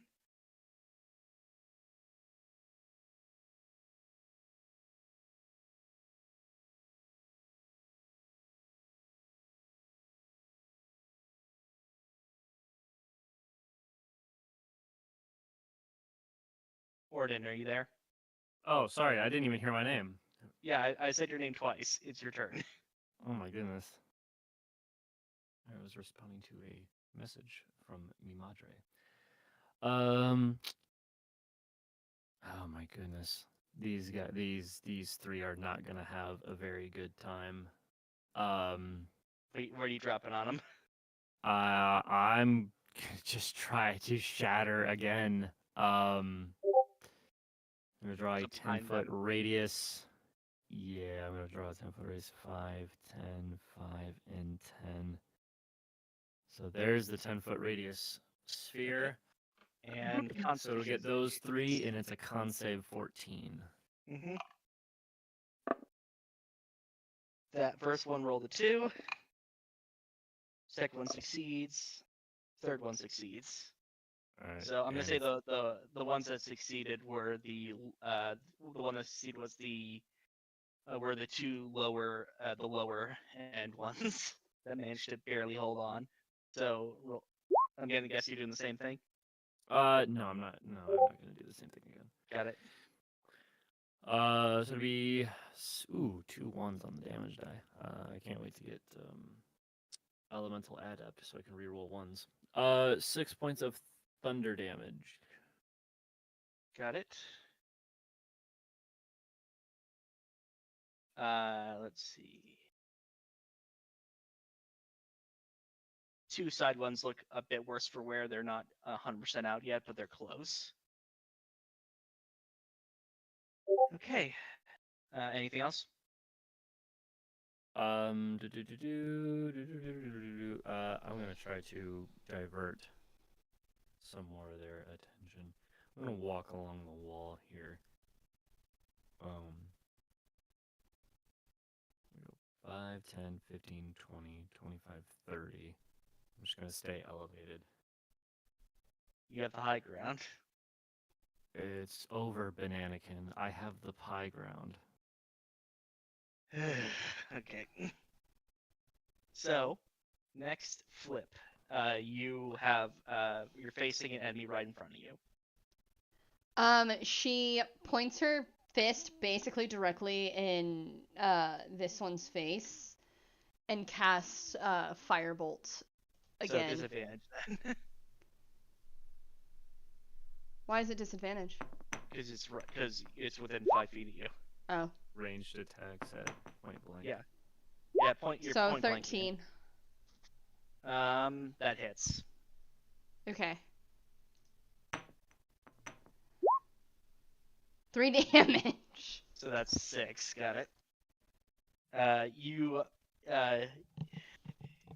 It's so close that you almost have to like push it back a little bit as you fire out another firebolt at it. It slams into its chest and it's melting even more and more. You can see the organs inside of its body start to like become exposed to the cold winter air. I do not think this is supposed to do that. And then that's all she says. Got it. Amon, your turn. So Amon got absolutely wrecked. The He's first not turn. having a good time. He's not having a good time, but I'm gonna use my bonus action to cast Vapor Strike, and that makes me, when I'm walking around getting away from the enemies, I don't have to disengage, and and it doesn't offer them an opportunity attack. Yes, correct. Let's see. Where are you putting yourself? So he's gonna put himself right here, and he's going to use his longbow to aim at him with advantage because Super Strike also gives me advantage before the spell ends. Got it. Who are you hitting? I'm hitting the This one? what about the give me 1 second. Or this guy? Yeah, this guy right here. Okay.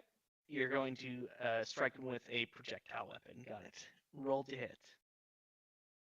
Yeah, you said that very weirdly. So yeah, that's fine. With Okay. advantage. I can hear you smiling. That's the thing. Mm-hmm. Go ahead, roll to hit. All right.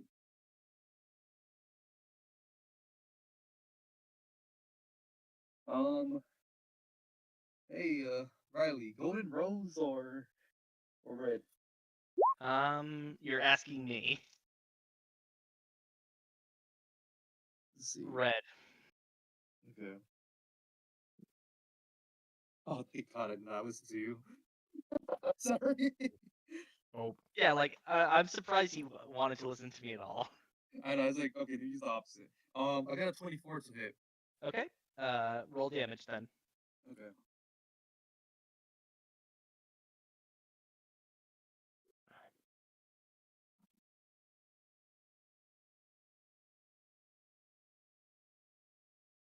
I got 11 damage. Okay, and that's half because it is a piercing weapon.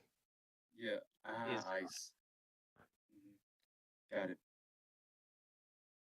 Yep. So you watch as the arrow thunks into it. It doesn't seem to do much damage. It does crack it a little bit, but Okay. it clearly didn't have the type of effect you wanted it to have. Well, new mistakes to learn. Okay. It is the foot soldier's turn now. Two of them are going after I am back. Flip. Got it? Welcome back.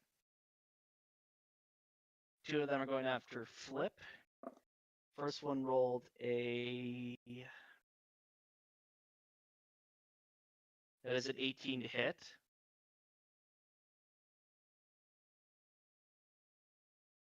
Let's see. And the other one rolled a 3. So one, I believe that is one hit on you, Flip. Is that correct?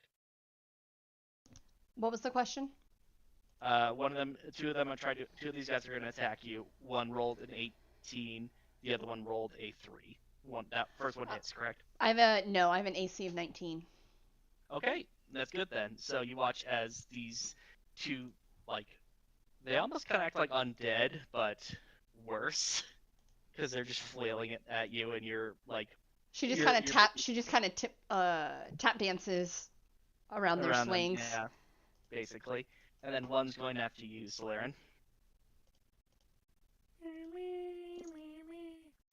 Yeah, I'm gonna have an obnoxious AC. Yeah, that's why spell attacks are gonna be more effective. That is a 13 to hit you, Slayiara. That is a hit. Okay. And that is... He's one-handing it, so that's a 1d8 plus... That's 1d8 plus 2 plus d6. ooh. So that's 10 damage. 8 slashing, 2 cold damage. Okay, it hurts, but it doesn't knock me out of wild shape. Got it. Okay, Darian, your turn. You watch as your cousin retreats around around one of the walls, and you see an arrow fire off towards you're presuming the last of the mages. Okay. Let's just look a bit more at this. So all of them are still up. Yep, they're all still alive. Let me look at my weapons.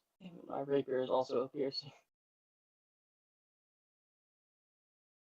That is definitely a problem that I'll need to fix later on, but... Yeah, main reason I was fine with you giving you guns, like, congratulations. You're fighting these things. Which one do it? Wait.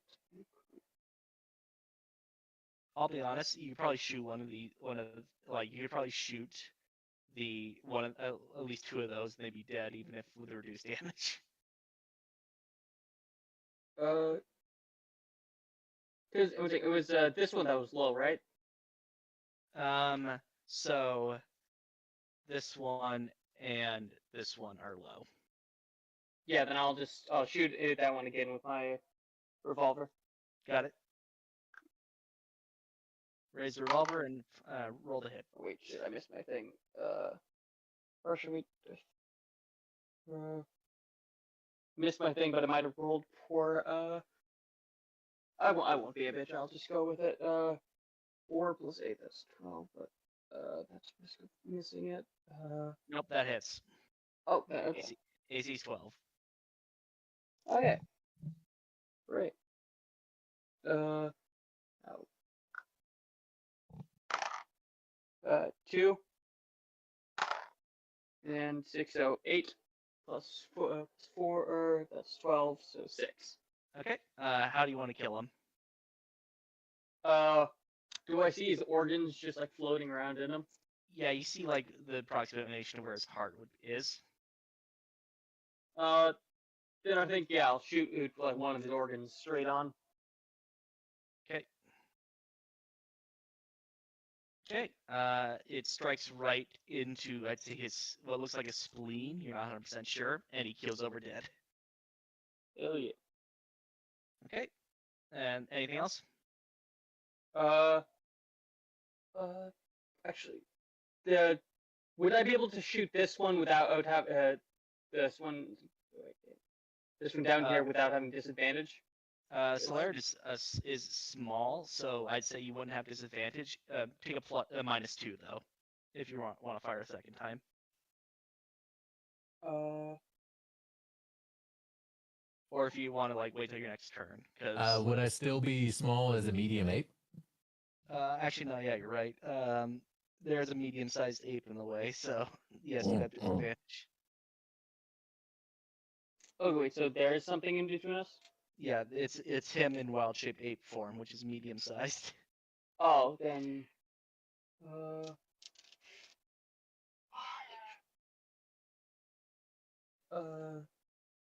I'll trust that we should be fine. Damn it, I'm indecisive. What would Darian do in this situation? What would Darren do? Is he a risky man or is he a cautious man?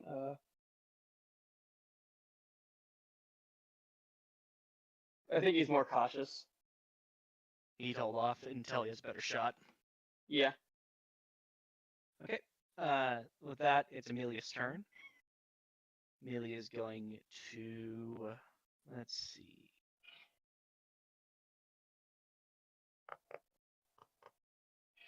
Oh, those.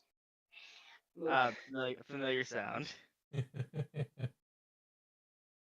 50 feet. So Amelia's going to also, once again, cast Chromatic Orb, but she's going to pass it to 2nd level. Merely just to kill this thing.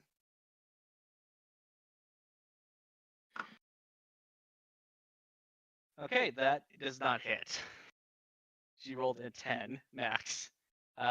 She gathers the power of the spell, and as she's looking, the gleam of the ice temporarily blinds her, and she just the spell goes wild and smashes into the ice nearby, and there's now a decent. You hear the crackling of ice basically as the ice melts and becomes less stable. Shit. End of her turn. Then it is the Ice Mage's turn. And because Amon decided to graciously step out in front of it. Of course. Oh, crap. Let's see. Ice Lance on you. Range spell attack. That's a nat 1. It frets its hand up to throw a spear made of ice at you. He throws it, and it just lands right in front of you. He undershot it very hard. I just imagine the icelands is just like skimming down into it's like 5 feet away from him. Yeah, basically, yeah. Then let's see. Slayaara, your turn again. Alrighty. I'm going to take my first fist attack once again. Mm-hmm. It's a 15 nat plus 5. I know it hits. It hits. And then it is a 1d6 plus 3. Another 6 damage. Okay. Do you just crush its head in? Or Right. I was gonna say it's following up the same attack I did last time, where it goes straight through the gut. got it. Yeah. So just break it in half with one attack. Okay, is that one down? It is dead. Okay. I'm going to move forward and use my second fist attack on the one to my left.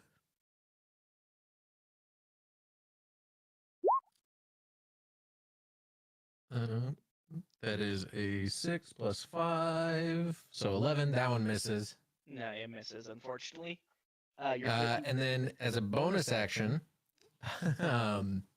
he is going to. You start seeing the constellation on his back start glowing, and much like Godzilla, as he opens his mouth, he is going to actually shoot a beam at. And let me measure. It's a 60-foot range. You can barely see it, so I could say you can hit it. Okay, I can. Yeah, I'm gonna say you can hit it. Okay.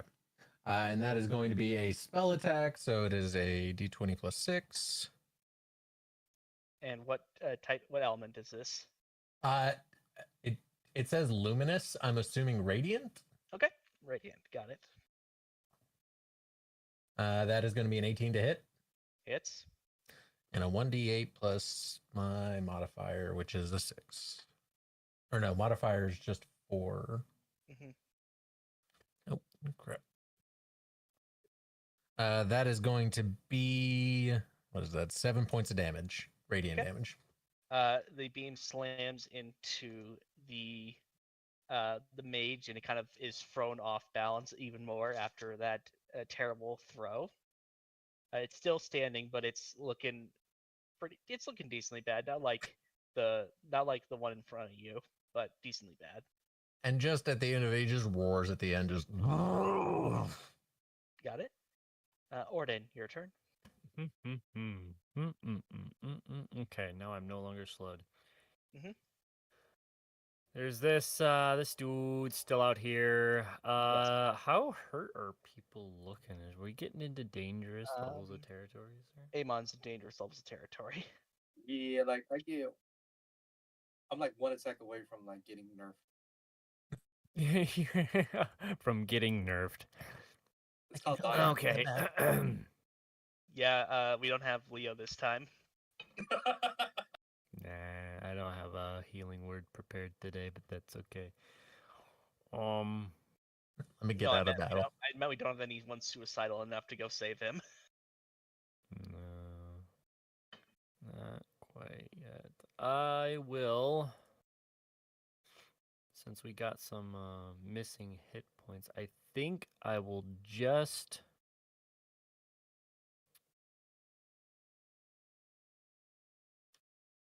do Toll the Dead on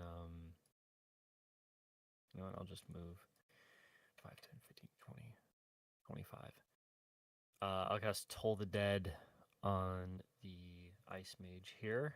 It is a Wisdom saving throw of 14. They're not very wise, so that is a 2. Since it is missing hit points, It's a D12. it is a D12 of necrotic damage. It's a good spell.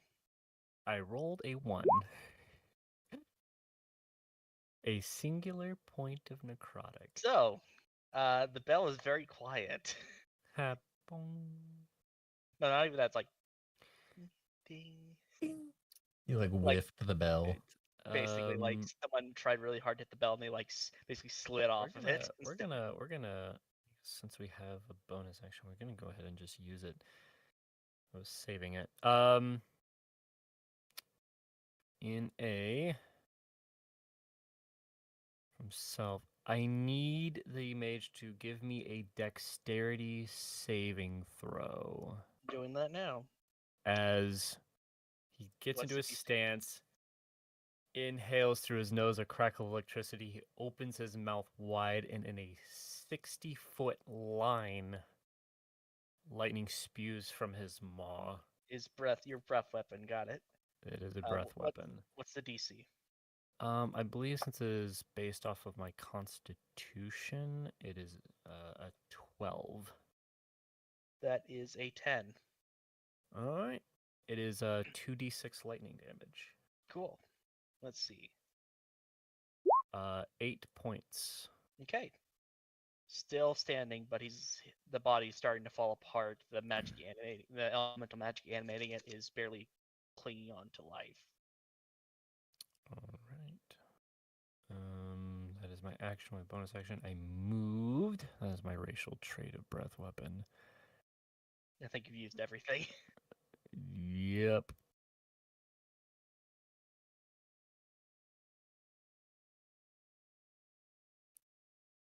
That's that.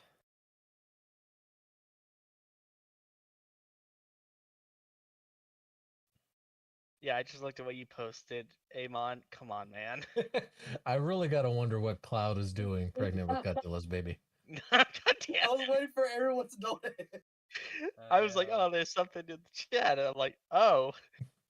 Why am I Why friends is it with you? John? Why is it John Cena but with Cloud Strife's hair? I don't get it. The world may never know. And I hope we don't- will never know. I hope not. Okay, is that the end of your turn? Yes, it is. Okay, Flip, it's your turn. There's one last foot soldier in front of you. So this one's dead? No, it's still alive. No, I'm saying that one's the one in front of you. One last foot soldier and one last mage. Foot soldier, mage. Okay, so I'm actually going to just roll for the mage. Does an 11 hit? No, it does not hit. Alright, she pulls up her hand and she goes to initiate the firebolt. And, you just hear as it's like you see a little bit of a and then it just extinguishes. I have to that's a fix very that. interesting- That's a very interesting way for a missed attack roll is just a tech issue. Yeah. It's Artificer would be doing that too. Yeah, so she goes, That's I'm going to very have to cool. fix that. And you just kind of see her like tinkering around inside her hand, completely ignoring the foot soldier that's at her feet. And that will be I don't think she has any bonus actions. Not the moment, I don't think. I could Don't do you an have action surge and surge. Yeah, I Oh, could that's- action surge. Do we need it? You're sleeping right after this, so You get it back off on a. Then you get all your yes, I will fighter go shit back on a short ahead. rest. Yeah, I will go ahead and use action surge, and she's gonna try it again. So she finishes tinkering with her hand, and she's going to attempt to roll again. What? Oh no. That doesn't make any Oh. sense. I'm looking at an 18. Okay. I don't like that. Main reason I roll dice is because this entire system sucks. Yeah, because I Nice, baby, nice. swear to God that I was looking at an 18 and it's registering as an 8. Yeah, as I said, Can I prefer I? dice. I prefer actual dice. Yeah, I think I'm just gonna roll dice from here on out because I don't like that at all. Mhm. Okay, we're allowed to do this once per Yeah, game, you're allowed to right? switch over. You're allowed Okay, to switch over. I'm doing that now. I'm just gonna if you- pour out all my You know what? dice. I'm gonna allow you to roll on dice instead for your second attack. Second attempt. Go ahead. Yeah, if I could, that would be great. Let's go. Yeah. Okay. If the digital dice are crooked up against the wall, you never really know what it's randomly gonna pick. Yeah. Okay, so this one is a 10. So better. No, it does not hit, unfortunately. Okay, no worries. Yeah, I prefer dice because they are, ironically, the unpredictability of dice is better. Yeah. Well, I'm sorting out my different dice right now. Got it. 'Cause I had to pull out 3. But so she pulls her hand up again and she thinks she has it fixed. And then all you hear is the and then you kind of hear almost like the backfiring of a car. So you just hear like a loud from her hand and nothing comes out of her hand and she goes, "Damn it."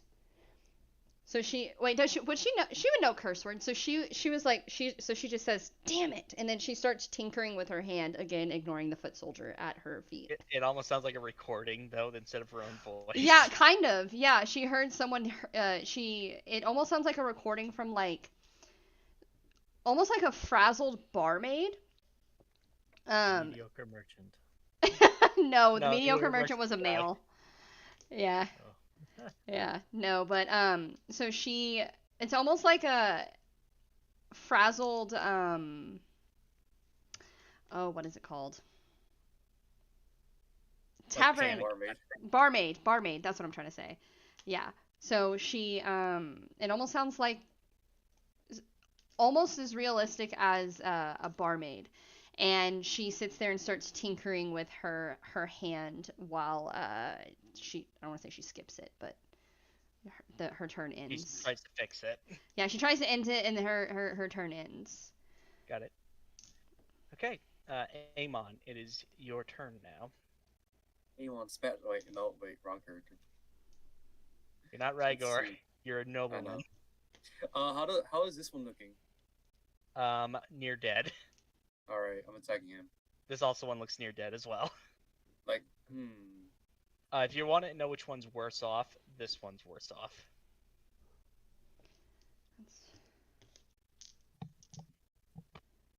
It's a D8. Okay. Give me 1 second.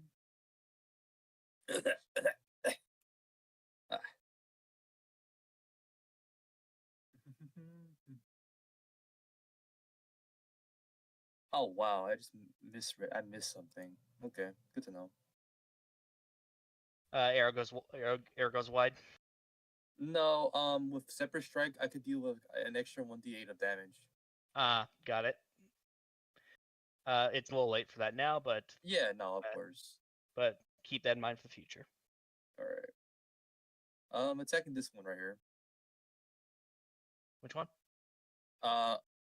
Attacking. I'm gonna keep attacking the same person I'm attacking. Got it. So is that for strike? Is it force damage or what is it exactly? It's force damage, an extra d8 force damage, but Got it. Roll the hit. I cast separate. Okay, so I cast separate strike again because it only lets me do it once. Okay. And I move over here, and I'm gonna roll to attack with advantage. Mm-hmm.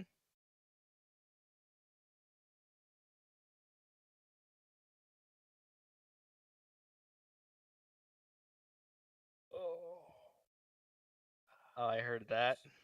Don't know if that was him or not.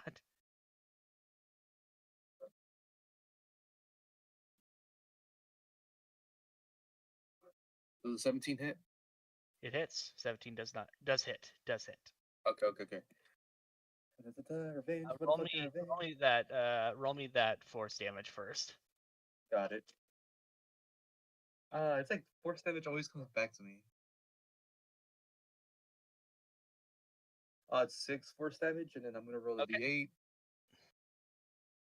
Let's see. Where are you at? Fuck you right here.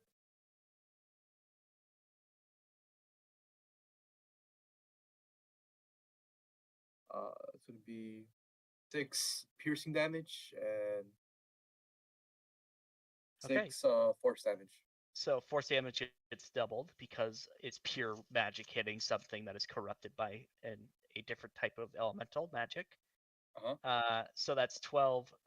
That's 13 damage. Then how do you want to do this? my arrow just pierces through it and it breaks and it falls apart. Got it. Dead, and now we have the. Let's see. Now at this point, we got one left on the field, which you guys should be able to wrap up fairly easily. Yeah. Darian, your turn. Last one alive that you know of at least.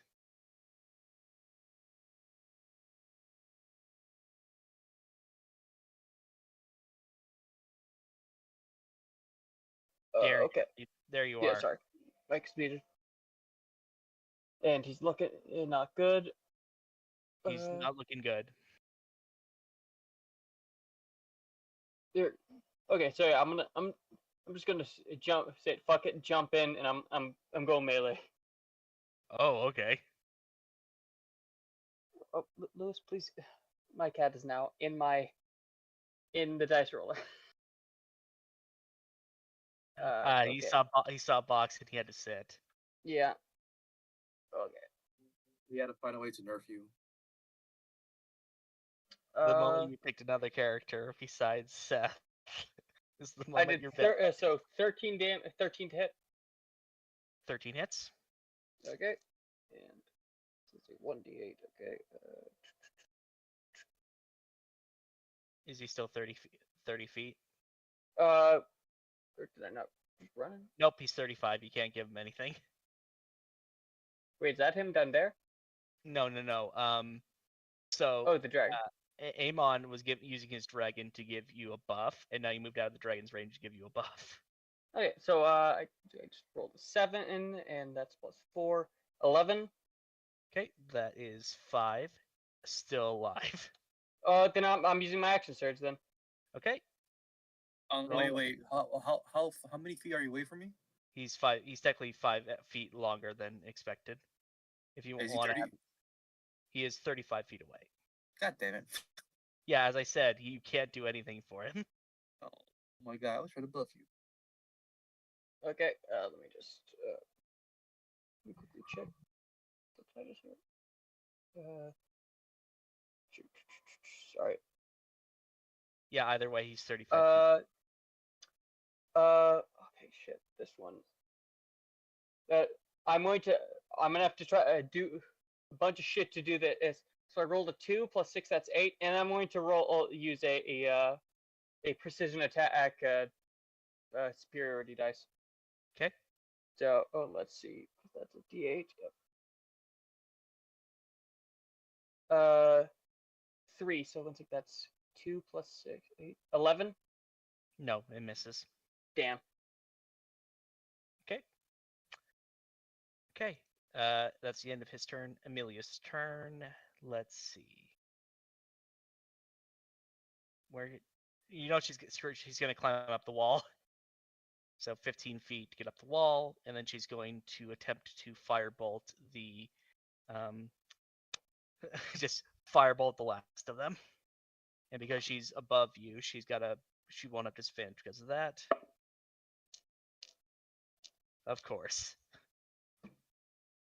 Firebolt goes wide. It almost actually hits you, Darian, as it flies by your head. I tell you, watch where you're aiming. Keep together strong. Sorry. She's actually like, you watch it, she's like on a part of the wall that's really loose and almost like starts falling over and barely is able to stay straight. Okay. Solaren, it's your turn now. Alrighty. I am going for the melee attacks. Just kill this thing already. That's my plan. It's a 13 base, so I already know it hits. I'm not gonna do the math to add. What is the minimum amount of damage you can do? 3. Okay. How do you want to do this? So it generally just grabs both sides of the creature and just rips them in half. So because it's made of ice instead of flesh, it's more like you tear off its arms and then the body starts crumbling after that. And then there's blood all over the ground in front of your tent. And just smashes the ground a little bit, just like kind of how you see apes like do the little slamming their fist into the Like the ground. dominance thing. Yeah. Yeah. So yeah, you killed it. Now there's blood everywhere. In fact, Darian, you're standing in a pool of blood. I'm standing on top of like one corpse with my fist in another. Yeah, there's this big like splash of blood right there, and that is the end of combat. Oh, everything hurts right now. Excuse me. I'm just probably like kind of stop like disgusted at all the blood that's on. I'm just like, oh god, oh no. Solarian's gonna revert back to fairy form. And then he's gonna jump down off of the wall, like look over at Darian. Sorry about that. Darian so and much I blood. just Darian's covered in blood. Amelia's actually gonna walk up to Darian and she's gonna cast prestidigitation on him and clean him up blood. Oh, thank you. Thank you very Quick much. question: can I use? I have cantrip shaped water. Can I unfreeze some of the ground around us to kind of help clean us off? You can do that. Amelia's just got prestidigitation though, so she can just go around and do that to everyone. Okay, then I will instead. Is anyone hurt? I got some stuff that could help. I am fine. And then Flip just kind of like steps down from the wall and starts tinkering with her hand. But I must fix my hand, and you just hear like her fiddling with her hand. No, I don't think any of us are hurt. Just blood just dripping down from his face. Okay, I hate to admit this, but I need some help. I can help, and I'm going to cast Healing Word at 2nd level. Okay. Amelia is gonna like motion to Darian to back up so she can look over at the ice core, the rest of the organs and remains. She's gonna roll Arcana to see if she can determine what the fuck's going on. Okay, yeah, she can determine what the fuck's going on.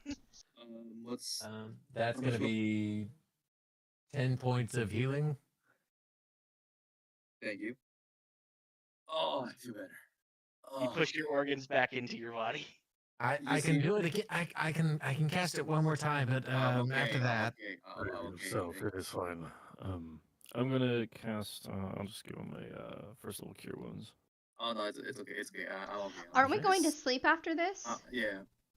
No, I'm still sick and watch. Fuck. Gotcha. Then you need to be at your best. Yeah. You get 10 points of healing. Oh, you're right. It's fine.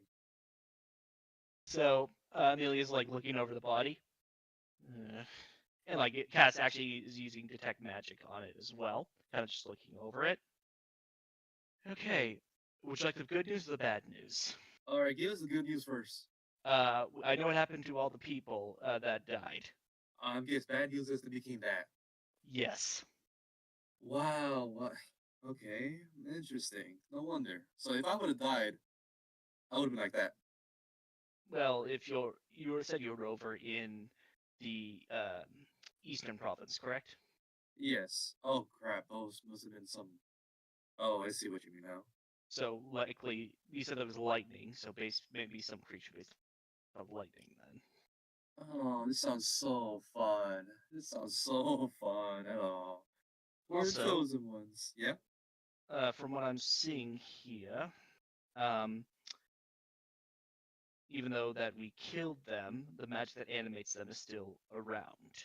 So, given if we agitate, potentially if the magic is sentient in the sense that the weave is sentient, it could just resurrect more bodies eventually if we continue to aggravate it. Earlier. Go ahead. Earlier when we entered this area, I remember you mentioning something how it feels something's wrong in the air. Was that the magic you were talking about? It's a bit different than that because the magic on these corpses are more for motion than anything else. I think the best way to describe it. The magic in the air, it started. None of you noticed. I did, mainly because of I draw from the weave a bit differently than all of you. Basically, when we first entered into the when you crossed the ocean, that draining feeling started, and it only became prevalent at when we've been in it for a while. So, See. quick question: how would I perceive the weave? Because I imagine I view it from a more natural sense So or nature sense. yeah. So from Amelia's very clinical, based like she's like, this is what I'm feeling. You would feel that the nature itself is trying to kill you, basically. like technically, the elements are nature in a sense. Yep. So like the nature itself is trying to reclaim you, basically, and making you part of nature now, in the most literal sense. The cycle seems to be wanting to add us to its cycle. Well, it can gladly fuck off. Yeah, I think Well- that's why it decided to attack. Well, I think that if I keep with the rituals that I did tonight to secure the campsite, it'll stave off the worst of the effects. But I'll be honest, I don't think we could spend much time out here. As in, like, if we can't find a way to reverse it, it may have disastrous consequences on all of us, or even a way to slow it down. Would it be smart to assume that this is most likely what happened to the missing search parties? Either that, probably here's the thing. The monsters here that we just fought, well, I don't even know what the colloquial term is, because I imagine they have some term for it, but these creatures felt very weak in the weave. As in, they were animated, but they didn't feel strong. I'm worried that what killed the other teams was the weave personified in a body, potentially. We were only attacked after you started up the ward. Yes, So most well, I think it was more that they, with the arrival of our new ally, I assume, they may have been following him at some point, and they noticed he came here, so they decided to take their chances. But that's, well, I'll be honest, this might that's more have been very speculation at this point. Also, not unrelated, but Darian. Yeah. For future reference, if you're within 30 feet of Aphros, that's my little Drake's name, he will infuse each attack you do with your weapon. So next time, stay within 30 feet. Good to know. So I will need to most likely take advantage of that because No, attacks were not doing much. It's all right. I should have said that earlier, but it slipped my mind. I'm tired. You should go to bed. I'm gonna watch. Of course.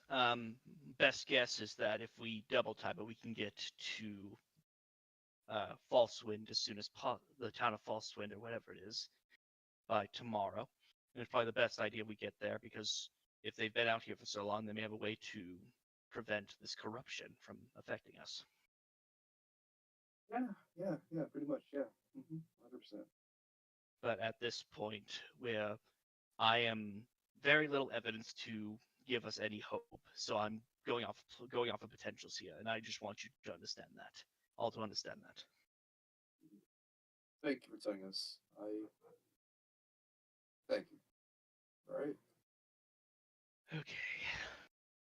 Amelia's gonna go back into the tent and kind of not really actually go to sleep because her heart's pumping. Like, she's kind of just on adrenaline. She's kind of just gonna sit down and put her head back against her pillow. She's like just laying down but not sleeping. Avon is like I said before, he's on second watch, so his little Drake, which is named Aperos, is just on his head, just watching with him. Also because he's using the fire element, he's also using it as like a little warm hat.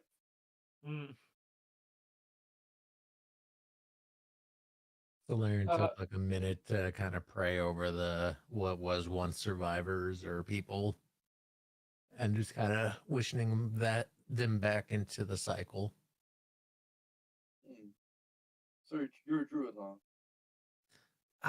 I suppose that's what you want to call it. I tended to the force, my home, my family's home.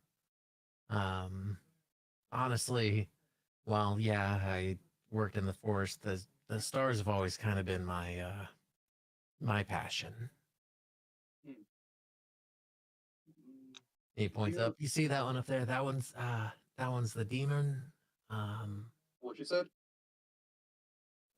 That yeah, he's pointing out to a constellation. Yeah, no, I think would be in the sky. The demon. yeah, it is currently the demon is the current like main constellation in the sky at the moment.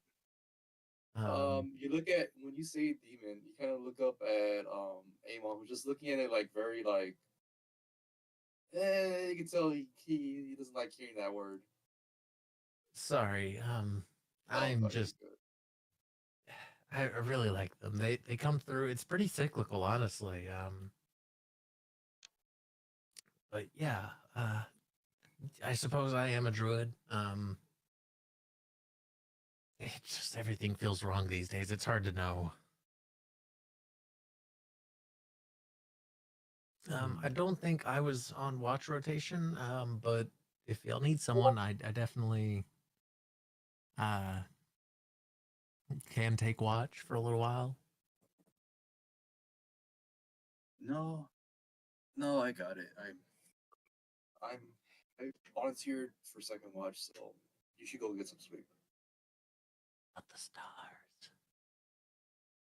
All right, stay with me then. And he kind of just float over. I don't know if I am light enough to like sit on someone's shoulder. Probably are- mine, because I'm Like, like you'd be no probably- bigger than a backpack. I'm sure some people have worn 30-pound backpacks, but Me. he just kind of float up and just sit on your shoulder. Sorry, like not really respecting personal space a little bit. You just see the little dragon just kind of glaring at you, but then he just ignores you. He awkwardly shuffles off.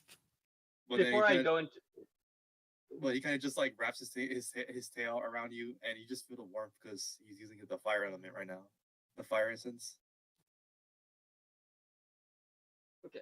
before Darian goes to stand, he shouts up, I'll take on watch after you, so wake me up in a few hours.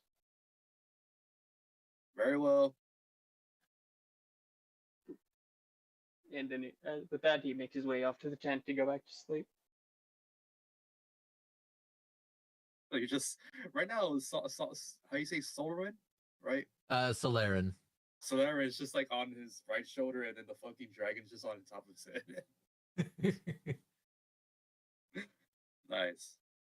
All right. And every now and then, like as we do our watch and whatnot, you'll just see him like pulling out a leaf and kind of like pricking holes through it as he kind of like occasionally glance up at the stars, like keeping watch, but every now and then like making a small map of the night sky. Before we go back to bed, do any of the constellations tell anything to you? Is it just like, or you're just looking at them? They don't speak to me, but they have meaning. They have message. It signals like the changing of the seasons and the times. Before we continue, what do you think about the devil instead of constellation? What's its meaning? The DM. What would I know? Okay, so for the face specifically, it's not really seen as an ill omen. It's seen as ambition, change, not positive or negative change. The throwing off of one's chains kind of thing, and the subjugation of others. That could either be like the negative connotation, or in a kind of brotherhood kind of sense. Like for at least your culture, they don't see like the devil as a negative thing. They see it more as kind of like the general specifics of devil, basically. Okay. in more or less words than the voice of God just said, it's not a bad thing. We definitely view it as ambitious. The people born under those stars or that pray to those, they're ambitious. They seek to change things. They seek control of some aspects of life. Whether that's good or bad is up to the individual, I suppose. The star itself is just kind of their herald. I don't know how to. And he kind of trail off on that little tangent. Interesting. Thank you. Yeah, if y'all have any questions about the stars, feel free to ask. I've got so many maps, and he would actually pull out from his star map one of the devil he had done in a previous season to show. He looks at it. Interesting. Yes. Your insight's very interesting. And this is the first. You notice that you hear him you hear his voice earlier, which is being more like proud, more showing off his sarcasm, but this one's more like quiet. Just like you take him in the back, basically. Hey. All right. Daria, wake up. Just slapping your face. Wake up. Wake up. Wake up. Is it up? Wake up. Is it my shift? Your shift. It is a slightly pleasant way to wake up, though. While he's smacking you, still smell brownies. Like, that is a constant thing around me. But it's also just like a sense shock because it's like you're waking up. It's like whoa. Just slapping him. Someone making brownies? No. Wake up. Wake up. He gets up, stretches again. And I'm gonna just fall down.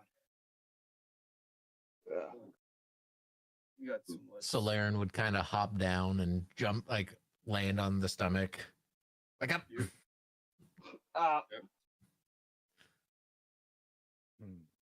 You may be short, but you still are a decent weight.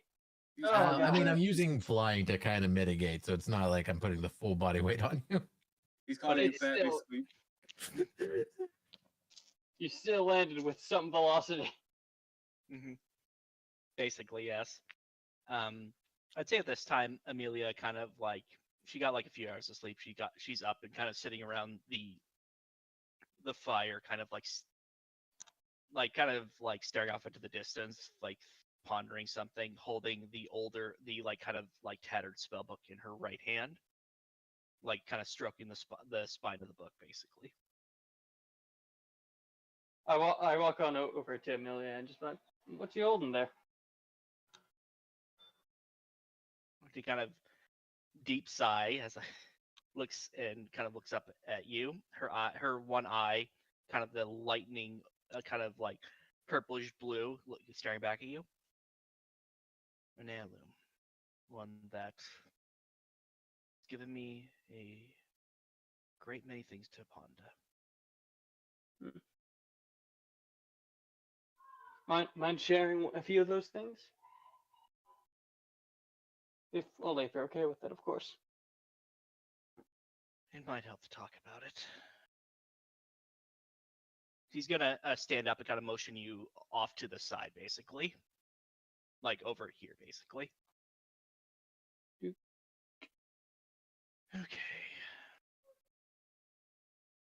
I assume, based on the fact that I am terrible liar, you've determined I'm not from the Empire, correct? Well, it was fairly obvious. I'm terrible. Especially with my education. That too. That probably helps a fair amount. When you've been told to try to pick out a spy from each nation that's harmful to you, even each region that's harmful to you, you tend to pick up a bit on accidents. Understandable. But I assume you know that I'm Venetian, correct? Yeah. Perfect. Just know I don't care where you're from. In all honesty, I would prefer that I didn't have any obligations back home, but I already know that my family name will haunt me for the rest of my life. And we'll leave that part there. Let's focus on the insights then. Indeed. I do know that my father, well, tried to keep this book from me, as my grandfather's old spell book before he disappeared. Do you know what had happened to him? Any hints? Or No. He disappeared about 10 years ago, and I'm not even sure he's still alive right now, but honest thing is that in this book, and she opens it, like, here's the thing. You try reading through the book, you can only understand maybe a fourth of it. I can understand like 2 from. Yeah, and she kind of holds it out in front of you. He wrote the entire book in 4 different languages combined together. That's a whole lot of dedication to just keep something hidden. Yes, and I've been working on translating as much as I can because I feel like this may lead me at least to where his final resting place is. Considering that he used at least one common language, he doesn't want it to be a complete secret. No. Because if he wanted nobody to ever find out what was written in it, he wouldn't have used one of the most common languages on the planet. True. And she turns to the first page, like the kind of like the first page and like the inside of the cover. On the inside of the cover, you see a note written there. In Khultarian Common. My dearest Amelia, I hope you have conquered the secrets of this book, managing to open it. Find me when you can.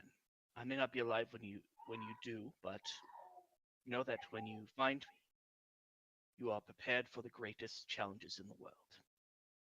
Your grandfather, Bartholomew Dreska. Would I know that name? Yes, you would. Give me a roll to see how much you know about them. And that would be history, or I'd say maybe insight, because you could have heard like rumors about it. I'd say probably history, because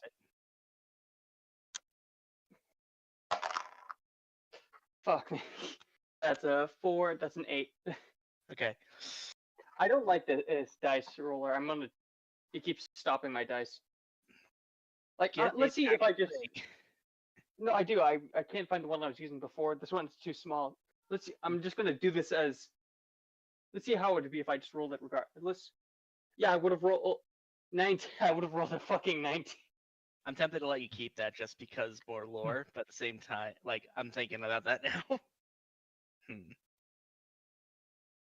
Let's go in the middle and say 15. How's that? Okay. So also that would have been 19 with the +4. Mm-hmm.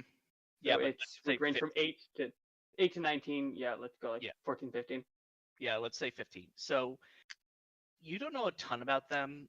You do know that before you left, a few things. One, they had recently, like a few months before you left,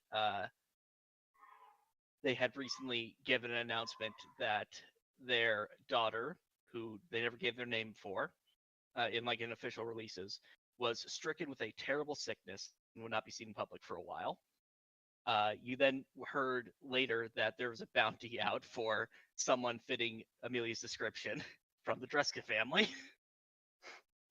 And you would have heard that the Dreskins in the past, 20, 30 years have decided the Dreskin family is usually a group of powerful wizards and sorcerers and magic spellcasters. In recent years, the current patriarch has decided to not pursue magic and go follow more martial means, and basically is spitting on the legacy of his family.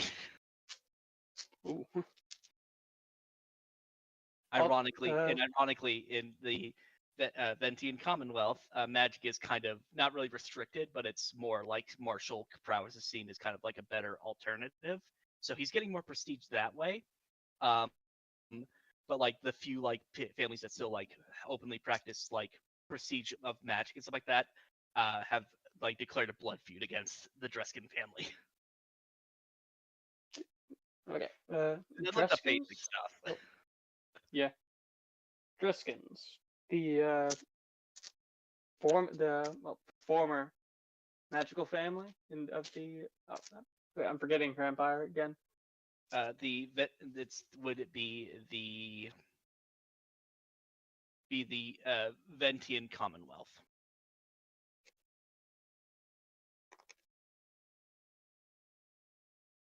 And I can spell it so- if you want me to. Oh, don't worry. I'm just writing it down roughly so I can remember some things. Okay. It's like you're part of that family. Do you remember they did have a daughter that recently was stricken with an illness, and then shortly after there was a bounty that roughly matched the description of said daughter. No, Would that not happen to be? So it didn't match the description of the daughter. It just matched the description of Amelia. Oh, it's and I remember in that area. I remember hearing from. There was some information from spies in the area that there was a wanted poster with somebody who seemed injured. And specifically on the right, is it her right side of the face that's wounded? Yeah, right side, right arm, right probably like chest, like lower kind of rib cage area, and right side of the face. Yeah, I remember hearing from spies around there that there was a new wanted poster for somebody with scars on the right side of their body. Well, let's just say that. And she kind of she looks at you and says, "Let's just say that I'm part of a branch part of the family, and me and the daughter were good friends, and I was practicing some magic, and I got hurt, and she got poisoned from something there." One of the few dangers of magic. Do you want to insight check that, or do you believe her? Sure, I'll insight check. Okay. I doubt that I will pass it, but let's.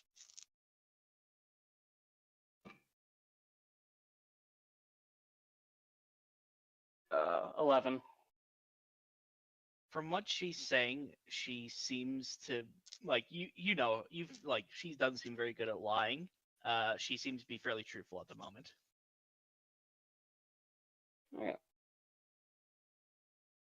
Yeah. Doesn't matter though. I'm here, they're over there, and I don't plan on going back and assisting anytime soon until I've learned how to fix things. Hopefully you will. Well, with the arcane, it seems that there's a lot of possibilities for that. Mainly, In times of chaos, that's where some of the strongest can appear. Sorry. I can agree with you on that. Mainly, it indicates her body, trying to figure out how to get this taken care of. What's the highest level of priest you've seen, or healer you've seen to try to? Oh, that's the issue. I've seen the priests that could do it. It's just that the Dreskins have blacklisted me.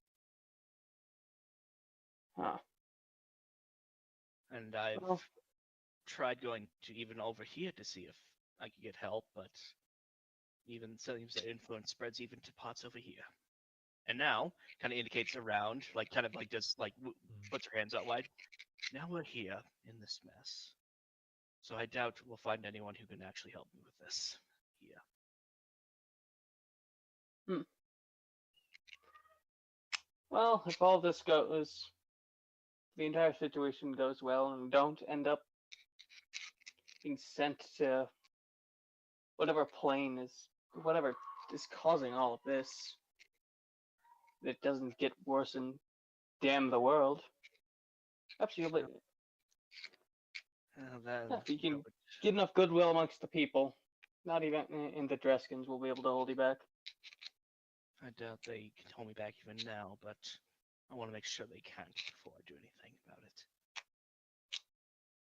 Anyway, if you happen to find anyone who can speak any languages in this book, or is willing to teach me, I would be happy to learn and figure out exactly what is being said. Oh, But- wait, at least we know that it's not. We know it's not. The other languages aren't Indultarian, Common, Draconic, or do you know Elvish, right? He responds a little bit in Elvish. And you can pretty safely say that none of those the remaining languages are Elvish, right? So one is Khultarian Common, and one of the others is Primordial, and that's like I can read half of it currently. The other two I can't determine at the moment. So from what I know, that there could be Celestial or Dwarvish. What are some of these? Infernal potentially, but I don't know if it matches the script for that. I haven't seen much examples of Infernal. Well, just keep me updated on what languages you suspect, and Of course, might as well have someone who can help. I'm usually more of a loner type, but I don't think any of us would survive our own against that entourage. yep. Even when you prefer to be alone, having somebody you can rely on does always help. And I normally wouldn't agree to that, but be a pleasure working with you. She holds out her left hand to you to like shake. And I shake. I respond and shake. Okay, I'll keep you informed, see if I find anything else out, or if I find anything interesting that may appeal to you. Anything I should be looking for? I'd say just mostly since you're more magically attuned than I am. Raise the alarm if you sense the weave or whatever you're speaking of begins to go haywire again. Understood. And for clarity, the weave is basically the essence of magic itself. Like, it's magic itself in a sense. It's more called the weave as the general kind of notion, but others call it different things. I've been fascinated with magic, but yes, the weave never looks kindly upon me. For wizards such as myself, we usually can tap into the weave for study. You don't need to be magically gifted to learn magic. Trust me, my father tried giving me some of the greatest tutors in the country, and I still failed. Just because someone's the greatest tutor to someone else doesn't mean that they'll look for everyone. I have learned that personally. Maybe you're right. Maybe I still have a chance one day. Who knows? I feel like I'm distracted you long enough, though. I'll get back to. I just need to think on a few things. You can go continue taking watch. Gives you a nod. It kind of turns to look towards the city of Lightbury off in the distance. Kind of just spaces out again. Oh, and I hope you managed to figure out the things you're pondering on. He gives you a nod. You can see her head gives a nod as she continues looking off, holding the old book in her right hand. And with that, I begin walking off, and I go to sit on the wall. Okay. Sorry, that went a little longer than I thought, but whatever. Okay, and if anyone else wants to have some discussions with any of the new characters or with each other, go ahead. I've been hanging out by the fire, tinkering with my hand this entire time. I think I'm trying to sleep to get my spell slots back. So just to miss Flip. Flip, you see the light becomes the fire of the campfire become purple.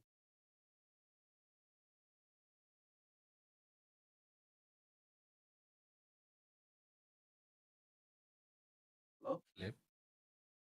What? You see the fire from the campfire become purple. Why is it purple? I cast Thaumaturgy. It's a cantrip. Oh yeah, that's right. You can change the color of Gotcha. effects, harmless effects. Yeah. Flip looks up from her hand and goes, "Why is the fire purple?" I don't know. It's like you're dying. It's like you're what? It's a sign that you're gonna die in 5 minutes. I Oh do my not God, think that is. really? I do not think that is possible. I do not have a soul. You're gonna extinguish. I like how they rolled for it. I heard. So it's like, I'm gonna roll for it. Wait, what? They roll for it? They rolled. I mean, I was playing with dice. That might have just been me. Do you but have the Oh, Do you okay. have the power of premonition? No, yes, I do. Yeah, you will extinguish in 5 minutes. Congrats. I'm gonna actually roll insight on that one. We want to have them roll deception. Yeah, I would love to. I'm proficient in it. Right. Alright. Oh shit. Okay, I really don't want to get rid of that. What is it? What is it? What is it? Dirty That's a 20. A dirty 20. Oh, okay. Your bullshit detectors are. Oh, I rolled a 13. Like I said, I do not believe you. The fire is pretty though. Thank you for changing it. And she just kind of like, how long does it last? Yeah, A minute. Thaumaturgy lasts A a minute. minute. I think certain things do make it last an hour though. Oh no, it's only a minute before like changing the color of fire. She watches the dancing fire then. As Oh. it changes the color. All right, you caught me. I'm just gonna go back to sit down. And then you just kind of hear, I too shall sleep. And then she just kind of whooshes, like you just kind of hear like a whoosh. And then like the glowing blue of her eyes just kind of dim, and she won't wake again for another like 4 hours or whatever it is. And Amon just flops back to sleep. Orden who's on watch? Orden will consult the sky with what he's in his compatriots have witnessed today of these people. That is, Amelia has unfortunately figured out with detect magic that these were once people. How nature and the ley lines are seeming to reclaim in an overwhelming abundance. You will attempt to contact Lynx for some sort of sign.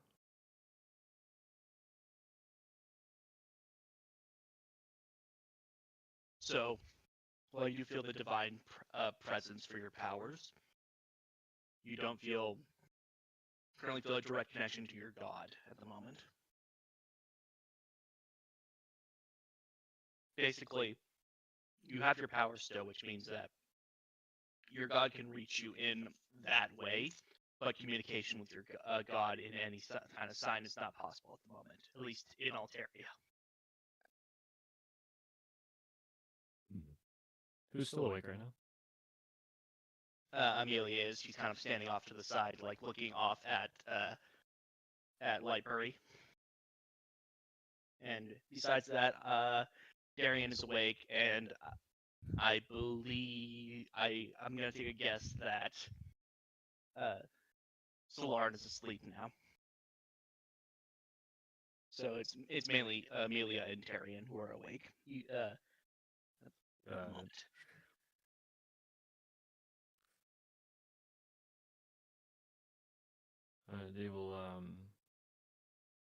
He will rest on that information and think of the best way to surmise what is happening between the mortals and the divine, and kind of discuss with everyone in the morning.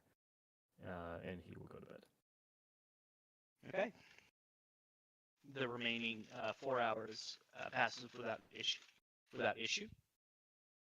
And you all awaken the next morning, not like the most rested you could be, but enough that you you are all healed up, and all your features, basically everything's recovered at this point.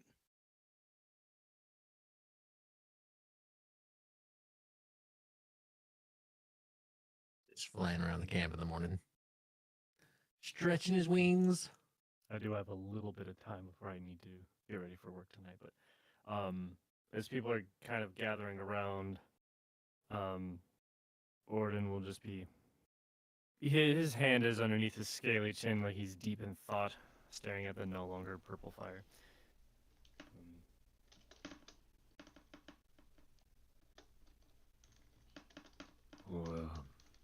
So, like, do we have a plan?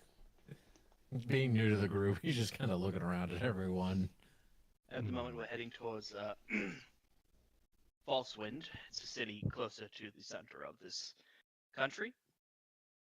And we were told there's a camp there that they'll be able to give us directions of where we should go next. Okay, cool.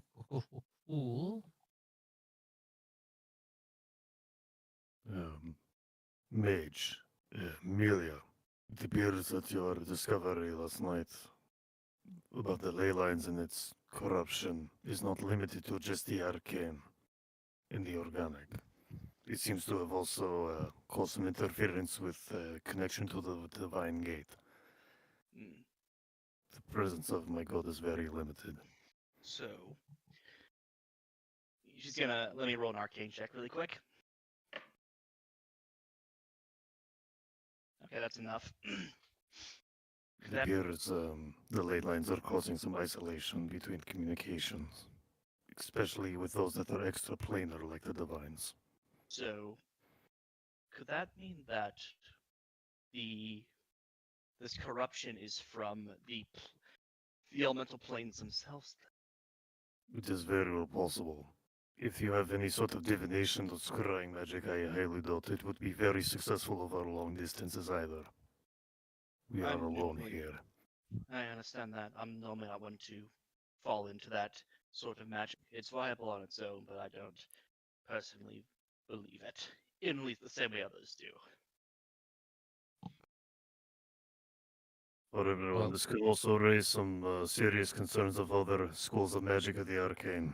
It's only a theory, but I would also assume that teleportation magic would also be equally as dangerous. Well, with how many people are still left behind, it's likely that's what's going on. Just as a side note, while you are having this conversation, I kind of pull some mistletoe off of my shirt, crumble it up, and start casting Goodberry. And I'm gonna start flying around and giving everyone one berry. Yay. Hey, it's a hit point and food for the day. Just so you know, that does my version that consumes the mistletoe. Okay. Ooh, so you gotta forage for more.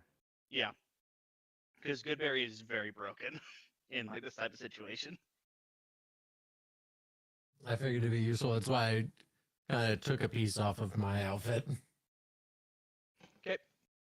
But yeah, so Amelia pops the berry in her mouth. The wonders of druidcraft. Much different than what I study, but nonetheless useful. Fill your berry all day. Thank you. That's Starts to hand one to Flip, and then it's like, probably not. no, they only consume oil. So I guess, hang on, how many of us are there that eats food? 6? 5. Because the dragon is just unsummoned, basically. Right. So everyone gets 2. Got it. Amelia's gonna put the other one in this little pouch she has around her neck. One now, one later. Yes. Okay, so Technically, if we wake up early and eat it, then you're good for the next. How do I put